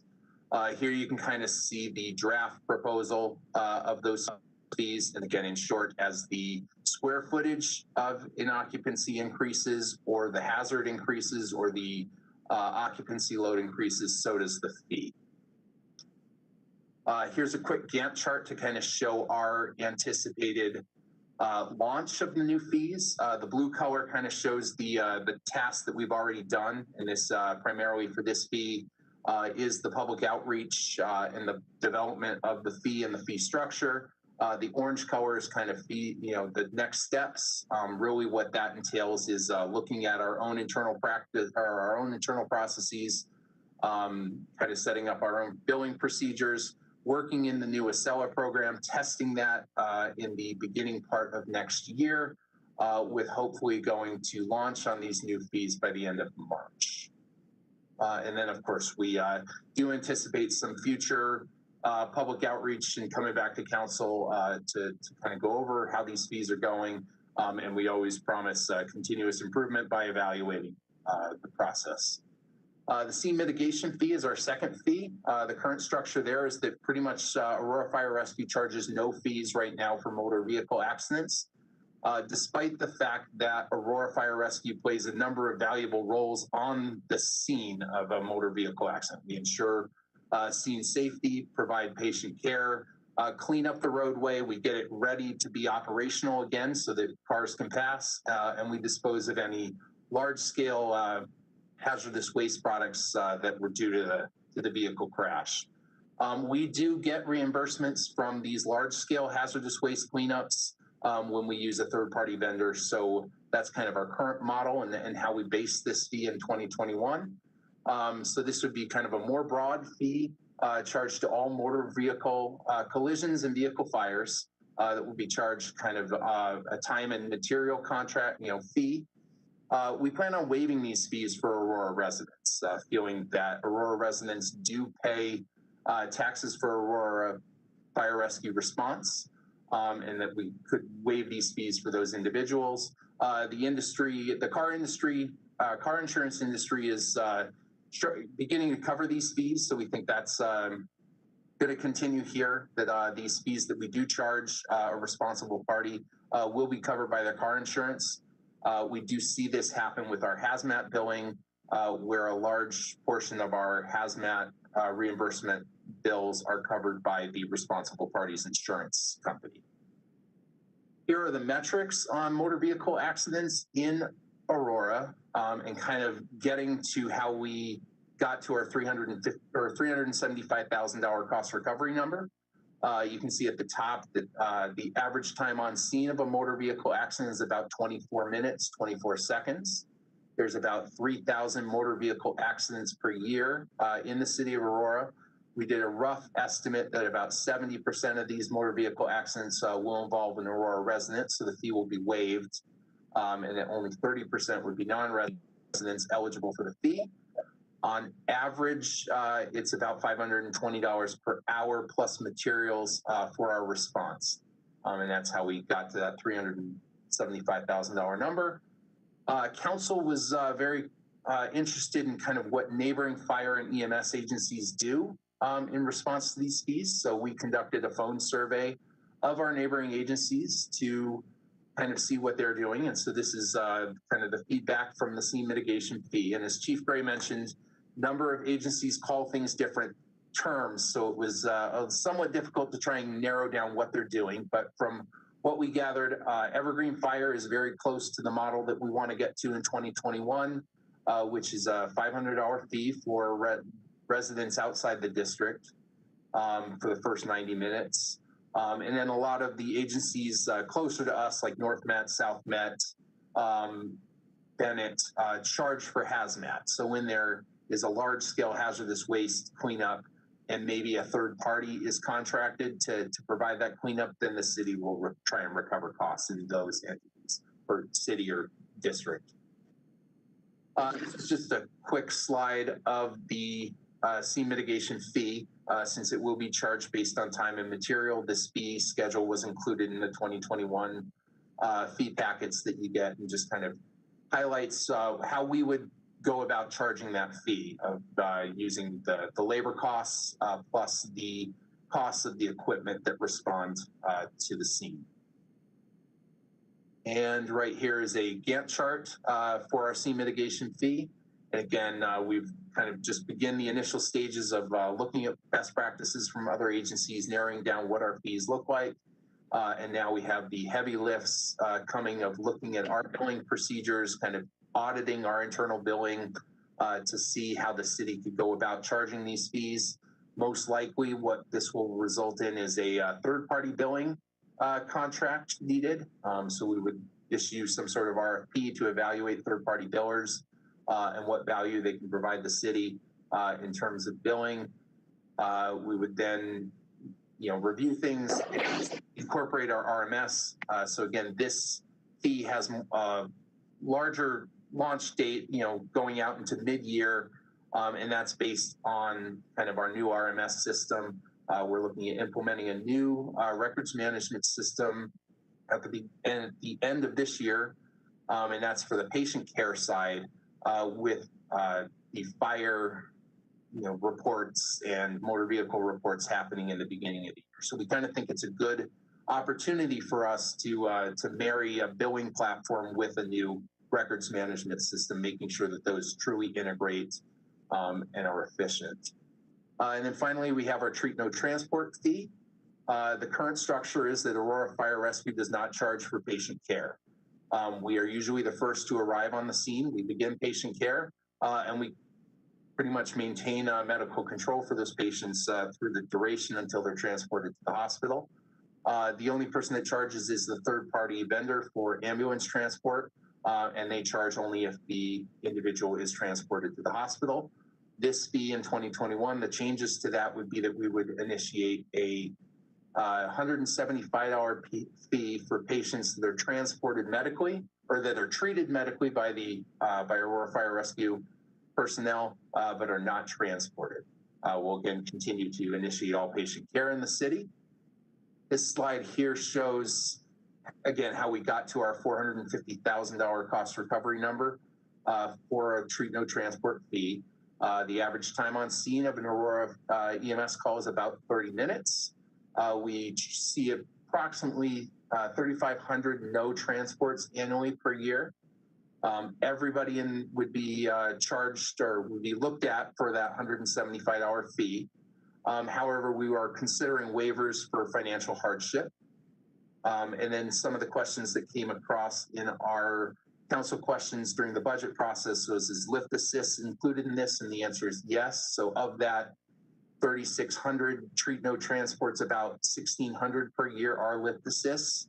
And under kind of this proposal to council, we were considering a lift assist to be a treat no transport that would be responsible for the fee. And so again, that's about $450,000 of cost recovery.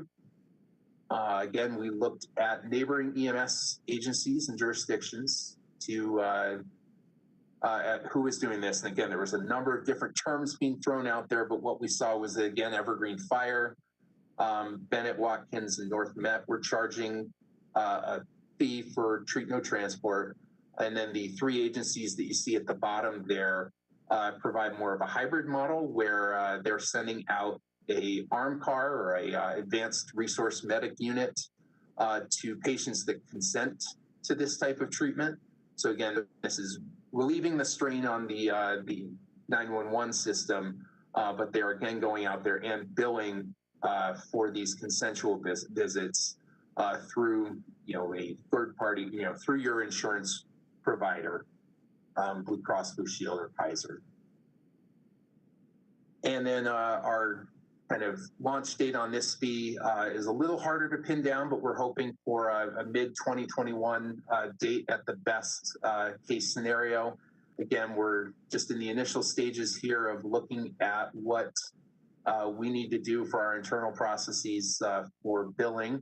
Once we're a billing agency, we really need to make sure that our data is secure and following the HIPAA guidelines. So again, a large portion of this process will be ensuring the protection of patient data, and then also working with a third-party biller and getting the systems integrated, our internal systems with that, and then again hoping to launch this fee in mid-2021. With that, is there any questions? Yes, I have questions. Yes, Councilmember Bergen. Yes, thank you. And I know you guys are going to present at my town hall also, because I've had some questions from constituents. So first on the fire inspection fee. So we currently do not charge until they fail an inspection. So the first one is free. And I didn't really get the cost. I couldn't tell from the chart. Can you tell me what the cost is? I know you said it's based on square footage, but what is the minimum and what could be the maximum? My first question. Sure. So yes, it would be based on square footage and occupancy, and then also type. So there would be some types of occupancies that would only need to be re-inspected every third year. So again, those costs would vary. And if you allow me to go back in the slide, you can see here that I know it's hard to see. So again, let's just look at general businesses. A retail store. A retail store, sure. So a retail store of 500 square feet or less would be $15. But a retail store of 50,000 square feet or more would be a base charge of $115 plus $250 per 1,000 square feet. So again, there's a little bit of math. So why the 115 plus 250? Why not just a flat fee? A flat. On the big, like a Walgreens, I guess that would be sure. The big 50,000. I guess, yeah, I believe the thought was, again, these were based on some industry best practices and what neighboring jurisdictions were doing. So I can have those answers to you. I'll ask our life safety division why they. Okay, but so currently it's only after the failed inspection. Correct. What if they fail 3 times? Do we currently not charge for any of them? I believe we just charge once they pass.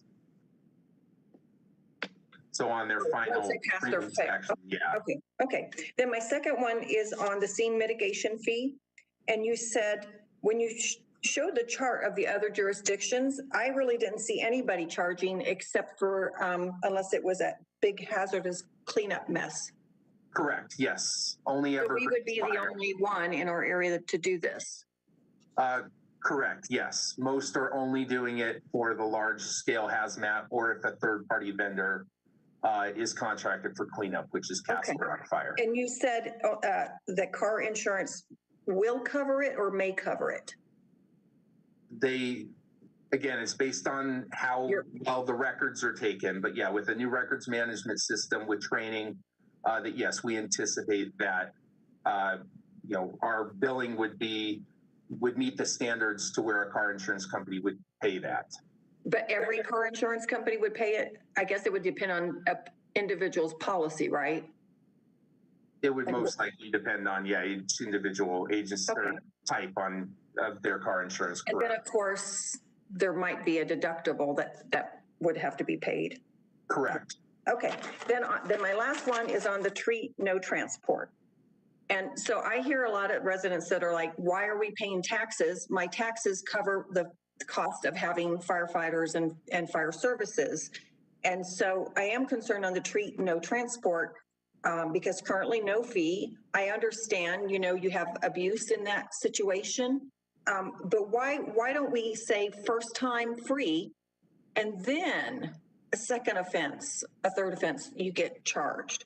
I mean, I feel like you're penalizing people if they, you know, first time they ever use a treat no transport, and it's part of our taxes. And again, the deduction will be in their healthcare costs. Deductible, I mean. Correct. Yeah, these will be billed directly to the individual. Again, we did some research in what other agencies charge, and actually have not seen kind of that waiver for a first offense, or even though it's not an offense, it's an actual call of need. There are agencies within the metro area that do charge a subscription model, where you would pay kind of to have a lower, you know, a lower fee, and then could use it for the whole year. So if you knew you were going to have the potential for multiple responses to your address, you could charge, you know, there was that subscription model. Right. Well, again, we're looks like nobody else does this except for very small fire departments like Evergreen. Correct, and Bennett. And of course, they have limited resources. So it makes, you know, I can see why they would have to. They don't even probably get the same tax revenue that we do. But would you consider not charging on the first time, the first call for service? Is that possible, or is this in stone? I don't believe this is in stone. I think we can look at that because, again, this billing mechanism is going to be based on a third party, most likely a third party biller. And so they would have experience throughout the country in providing this service to other fire agencies. So we could look at if they have that option and how easy that is to track. And again, with the new fire records management system and patient care, yeah, we could, you know, our data should be fine tuned to where we can see those reoccurring addresses. Further questions on, further questions on 4A? Mayor. Councilmember Gardner. Thanks. So I think it's important not only to look at the comparison to other cities, but I think we also need to take into account how our EMS budget compares in Aurora to some of these other agencies. I understand that tax dollars go towards the fire department. However, if our EMS budget, based upon the size of our city, is lower than these other agencies, then I think it's perfectly reasonable to find additional ways to supplement the budget. Also, if we do make any changes to these fees, I would have a concern, are we going to be asked to make further cuts to the fire department budget? You know, one of the reasons why there weren't additional cuts required of that department was because they came up with these fees. And I certainly would be opposed to making any changes and then having to find further cuts within that department. Further questions or comments? Councilmember McConnell. Thank you. So I also heard from many of my constituents about the treat no transport fee. So I'm just curious. I thought we had this discussion actually when, way back when this was first brought up, but what would the cost be to basically treat no transport in the same fashion as our accident mitigation, where we waive it basically for Aurora residents? Again, I guess we haven't really run the numbers on how many of our local or these treat no transports that you see here with about 3,600 a year are Aurora residents. So we could go into the data there and try and figure out how many of those are Aurora residents. Sure. I appreciate that because I heard from a lot of folks that they are going to be less likely or willing to call the ambulance, call 911 if they might get charged for receiving some kind of treatment. As it is, I know people who don't even call 911 who get a Lyft or an Uber, myself included, frankly, when I've gone to the hospital because of Falx fees. So I don't want to have that chilling effect on people's medical needs. So I'd like to know how much that would cost, what the deficit would be, or the delta rather. And I think that, we did appropriate funds during our budget workshop to plug some holes. And I'd like to see if we can maybe, discuss where we can move some of that money with my colleagues to make up that delta because, I think Councilmember Gardner kind of hit on it a little bit, but, y'all aren't in the business of making money. This was all done to, close some budget deficits. And I'd like to see if we can do that without discouraging people from calling 911 when they need emergency help. So thank you. Further questions or comments? Mayor Dave Gruber. Councilmember Gruber. I actually agree with Councilmember Marcano on this. I'm concerned about the impact the fees would have on our citizens, on our residents. I'm concerned about the cleanup costs, what insurance will pay, what insurance won't pay, and the double whammy of the worst day of my life. These things happen to me, and then 3 weeks later, I start getting bills from the fire department or the Aurora Fire Rescue. So I would also like to try to find other ways to deal with this other than taxing. And it's not just I realize that our residents are waived in many cases, but taxing people who are in accidents, taxing people who are hurt in Aurora. Further discussion? Seeing none, is this do you all need, we don't move this forward, right? Is this just informational at this point in time? It's my understanding that this is in the 2021 budget. So yeah, we did not have a question to move this forward. We were, I guess, leaving this open to more of a discussion with council and seeing what motions you would make. Mayor? Councilmember Bergen. So I had asked if we could look at not charging on the first call for service on the treat no transport. So and then Councilmember Marcano also alluded to the budget. So can we have that information first before yes. This is implemented? Yeah, so let's make this informational only. And if Aurora Fire Rescue can come back to answer some of the questions that we've had before we make a decision about moving them forward. Is there any objection to that? Okay, that's what we'll do. So it'll be scheduled for another study session with the answers that have been brought forward by council members. Are there any further questions of staff? Okay, seeing none, thank you for the presentation. Item number 4B, public call in line discussion. Susan Bargman. Yes. Good evening, Mayor and Council. This is an item we just wanted to follow up with you on. So I'm going to go ahead and share my screen real quick. So as you all know, we've been using the public call-in line since early August, and we've gotten some feedback and heard some of the comments that you all have shared that you're receiving from constituents. So we just kind of wanted to touch base and have a quick conversation about what's going on with the public call-in line and some of the improvements that we're making in how it kind of functions. So with that, I wanted to just start and let you know that there are a few different ways if you're not me, can you please mute yourself because we're getting some feedback there. There are some different ways to connect with council for their for the public. So one obviously is they can watch council meetings through Aurora TV and Comcast Channel 8. We are now going to merge the public comment line with the listen in line. So beginning with this council meeting, all callers will call the same number, which is 855-695-3475. And when they call in, they'll just hear the audio of the council meeting. And if they don't press *3, they can just stay on the line and listen to the meeting for its entirety. That will start with the opening of study session. If they wanted to do public comment for either a public hearing, an agenda item, or as a part of public invited to be heard, they can call in and press *3. We will still be screening callers starting at 7 o'clock. And so that'll be the time that if once they press *3, then we'll start screening. And so if they press it before then, nothing's going to happen. They will just continue to listen to the meeting.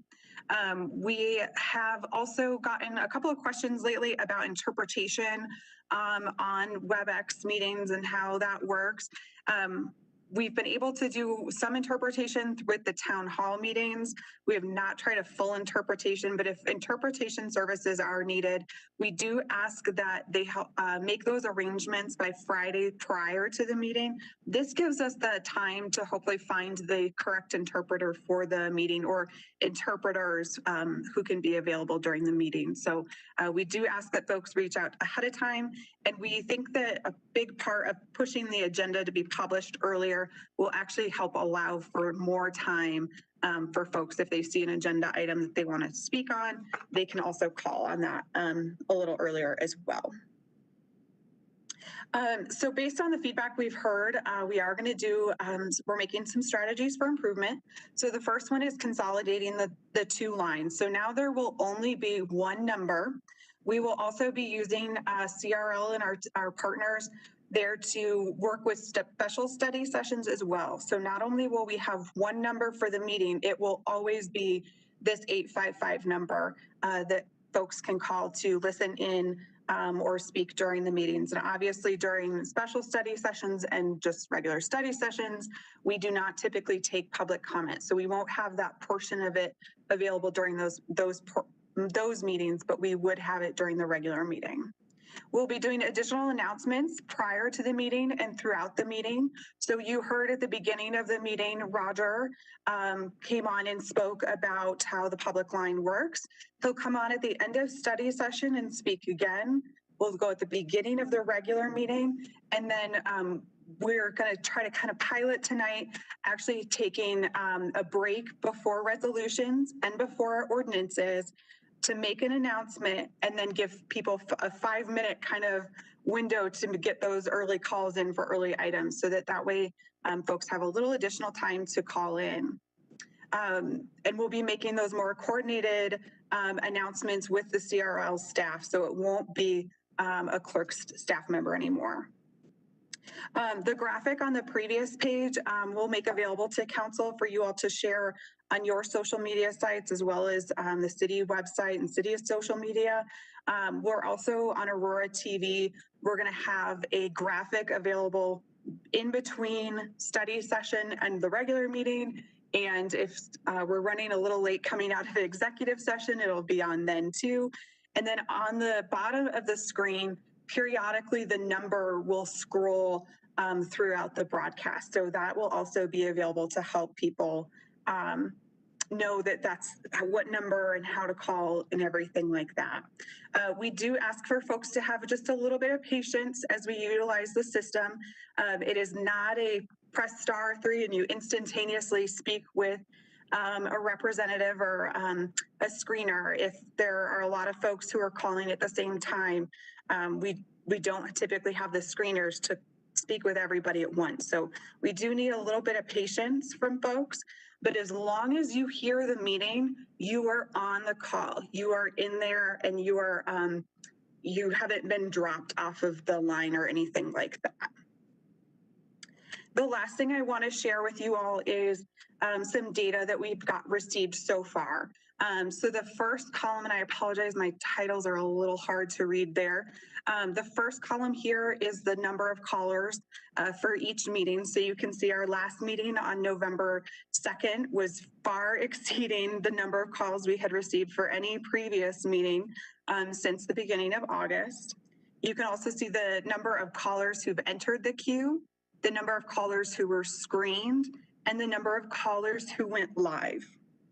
So at any point, if folks have a cell phone that drops off the call, or they opt to leave without commenting, they would not show up. They would kind of fall out as you went through that process a little bit. We do know that just from watching on my side, I can tell you we do have callers who absolutely have been on the line for a long time, and then they kind of tend to drop off. So if you're calling for an ordinance, don't feel like you have to call right at 7 o'clock.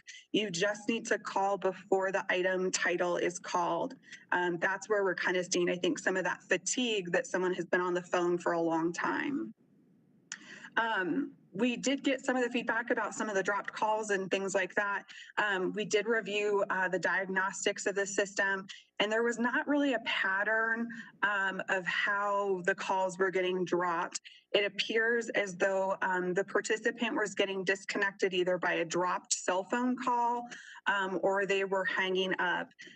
If they're hanging up, you know, certainly we want to try to get to everybody as quickly as we can, but it does have to kind of come in the order, and we do take the callers in the order that they're screened as well. So we definitely ask people to have a little patience and hang in there. And again, if you are hearing the meeting, then you are on the line. And if you have been screened already, and you're back to hearing the meeting, you're still on the line and in the queue for getting your opportunity to speak. It just, sometimes there's, in the last meeting particularly, where we had a lot of people, there's a lot of people ahead of some people who are kind of more towards the end as well. We do hope that by providing more instructions throughout the meeting and reiterating the information at several different points, and then also giving that break opportunity. So just a quick 5 minutes before the start of resolutions and the start of ordinances, that would help to give people an opportunity to jump on to the call and press *3 to be screened. And that is all I have. So if there's any questions, I'm happy to answer that. Yes, Susan? Yes. So out of 170 on November 2nd, only 54 got through. And you think it's because people just got tired and dropped off? Not necessarily. So callers, that first number, those are the people who may call and stay on the line. So for example, I can think of off the top of my head, we have a few callers who seem to prefer to call in versus watching on television. And so if you call in and you just want to listen to the meeting, you don't count towards those later numbers, basically. Further questions or comments? Well, hang on. Councilmember Bergen. Yes, so they can call in just to listen to the meeting. Isn't there a way to have two different numbers then? We found that with having two different numbers as we previously have, it caused a fair amount of confusion because people would call the wrong number and then press *3 and *3 and get frustrated because they wouldn't be able to get through to the call-in line. Okay, it just seems like if they're just a whole bunch call in to just listen, then doesn't that make the queue longer for everybody else that does have a question? No, they do not go into the queue or get put into place for screening. So a queue to go into a queue unless they hit *3. Okay. Thank you. Further questions? Seeing none, this is just informational. I don't see where the actions required. That is correct. Will the clerk please read the title of item number 4C? The next item on the agenda is a consideration for a professional service agreement from Sister Cities. Ricardo Gambetta. Thank you, Mayor. Good evening, everyone. Yeah, I just want to present for your consideration and approval a professional service agreement of $112,000 in 2021 between the City of Aurora and Aurora Sister Cities International. And I have Carlin Short, CEO of Aurora Sister Cities, on the line in case anyone have any questions. Are there any questions? Seeing none, I'm sorry, Councilmember Coombs. No question, just a comment of supporting the work that Sister Cities does for our community, particularly our youth. I know that we all benefit greatly from the work that they do and absolutely support continuing to have them do that work for us. Further questions or comments? Yes, Mayor Bergen. Councilmember Bergen.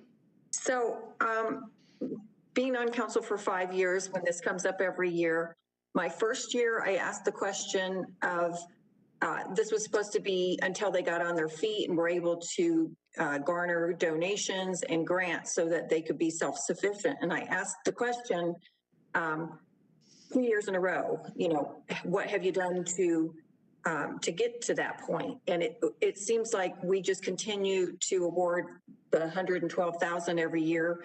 We do offer office space and supplies to this nonprofit. So my question is, how long do we continue to support the nonprofit when we were told that they would eventually be self-sufficient through donations? So I guess I'm asking, what donations have they tried to solicit this year? Sure. Hi, can you all hear me? Yes. Oh, wonderful. So this is Carlin. Hi, Councilmember Bergen, how are you? Yeah, I wanted to mention that actually we have grown significantly. So when we actually started receiving the funding, we received about the same amount. We received the first year $105,000 from the City Council, and that grew to about $112,000 and has stayed steady for the last 5 years. But as an organization, we actually have grown. And so at one point, the City Council's contribution consisted of about 80% of our funds, and that has actually decreased as we've grown. So we've actually grown our programming, we've grown sort of the services that we offer, and now COVID is a little bit of an outlier, but it's actually reduced to about 40% of our budget. And so we do receive about 60% of our funding from outside sources other than the city grant. That's a combination of grants we receive to support our youth program. We do receive funds from individual donors. We have a number of corporate sponsors, and we have a very minimal amount, although we're working on a membership campaign, but we receive a minimal amount in annual memberships. Over the years, it has decreased as far as the amount that supports our programs and services. Further questions or comments? Mayor. Councilmember O'Connell. Thank you. Yeah, I just also wanted to give Carlin and everyone else on the Aurora Sister Cities team some props for the great work that they do for our youth, our diverse populations. And I think it's important to remember that our city staff have actually benefited from some of these trips as well, seeing how other municipalities in the world offer services for their residents. So this is a really great program. I'm excited. I'm on the board, and I really appreciate being appointed to that position. And I just support the work that they do. So thank you. Further questions or comments? Berzins. Councilmember Berzins. Thank you. Thank you, Carlin, for being here tonight. I also served on your board for, 2-3 years, and I appreciate the work you've done too. And it's good to hear that you've grown. That's great. I scroll through what you've done, and it's amazing, how you started with just a few people and now you've really grown.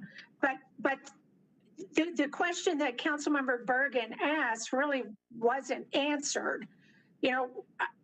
You came here, in 14? Well, in 13, you started in 14.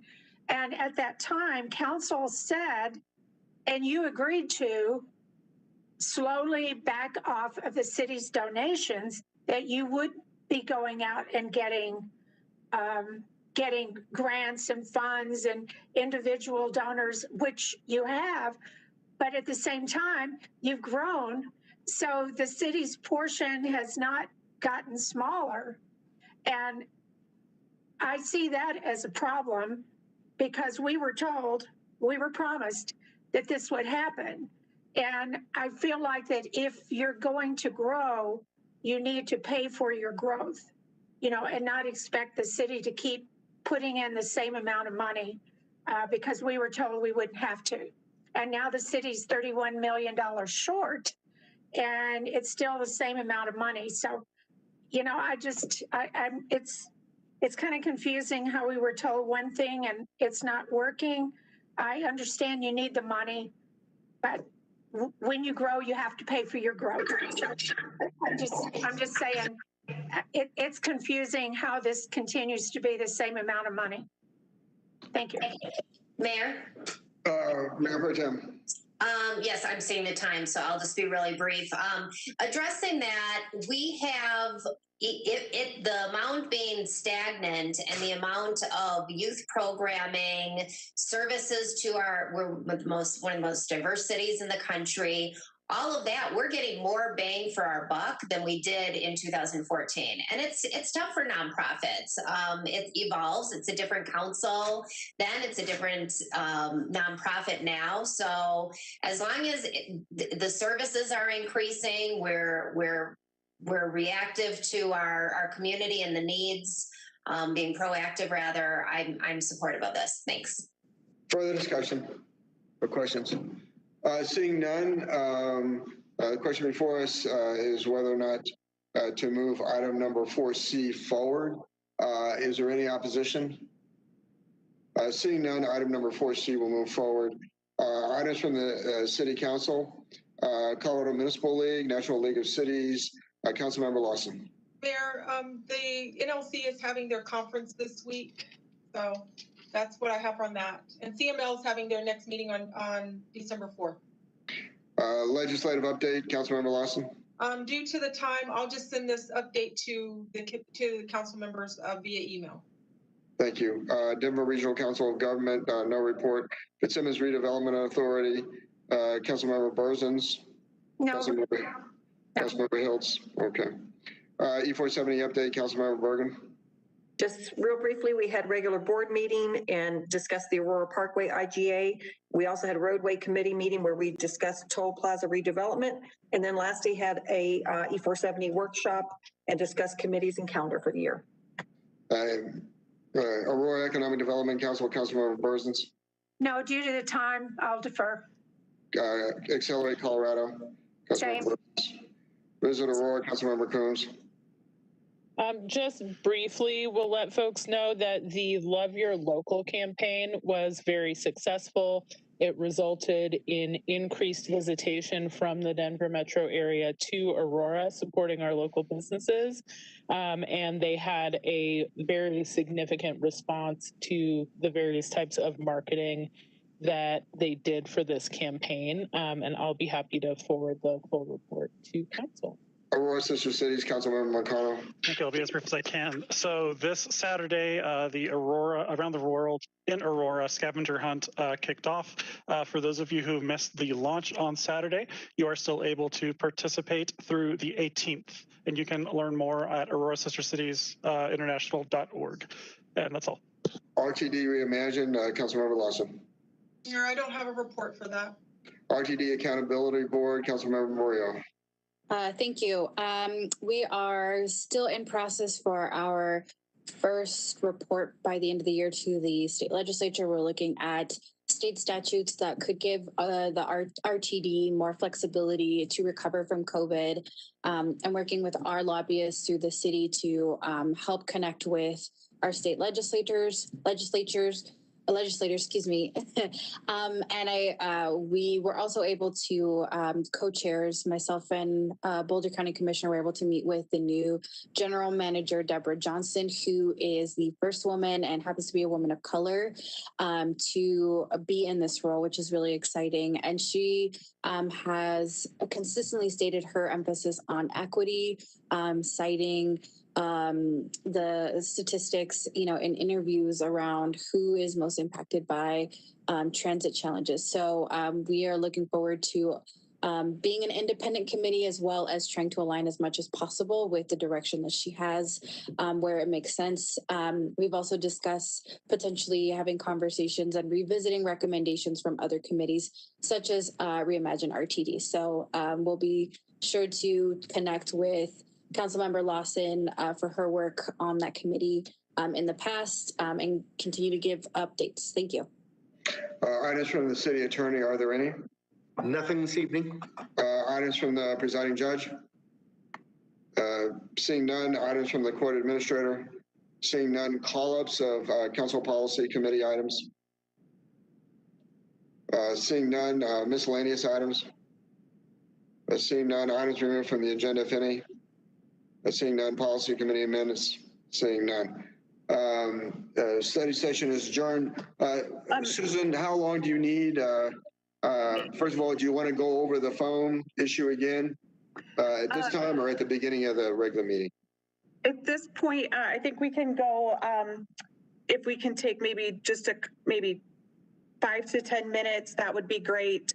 And at this point, we'll just go ahead and do the announcement. I would just like to remind folks who are calling in that we council declined the dual listing for item 13A, which was the ordinance for introduction regarding marijuana delivery within the city.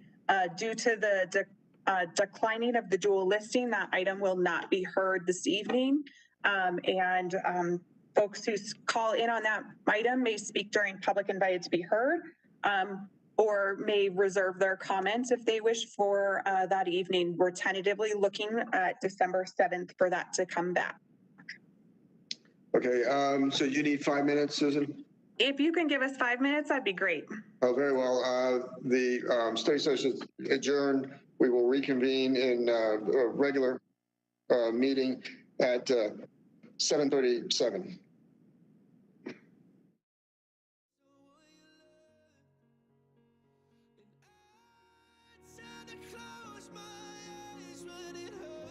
Sometimes I fall into your arms. I'll be safe in your soul till I come back around. For now the day bleeds into nightfall. You're not here to get me through it all. I let my guard down and then you pulled the rug.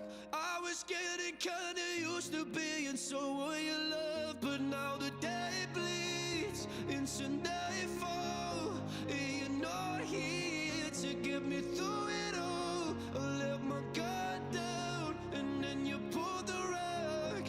I was getting kinda used to being someone you loved. I let my guard down and then you pulled the rug. I was getting kinda used to being someone you loved.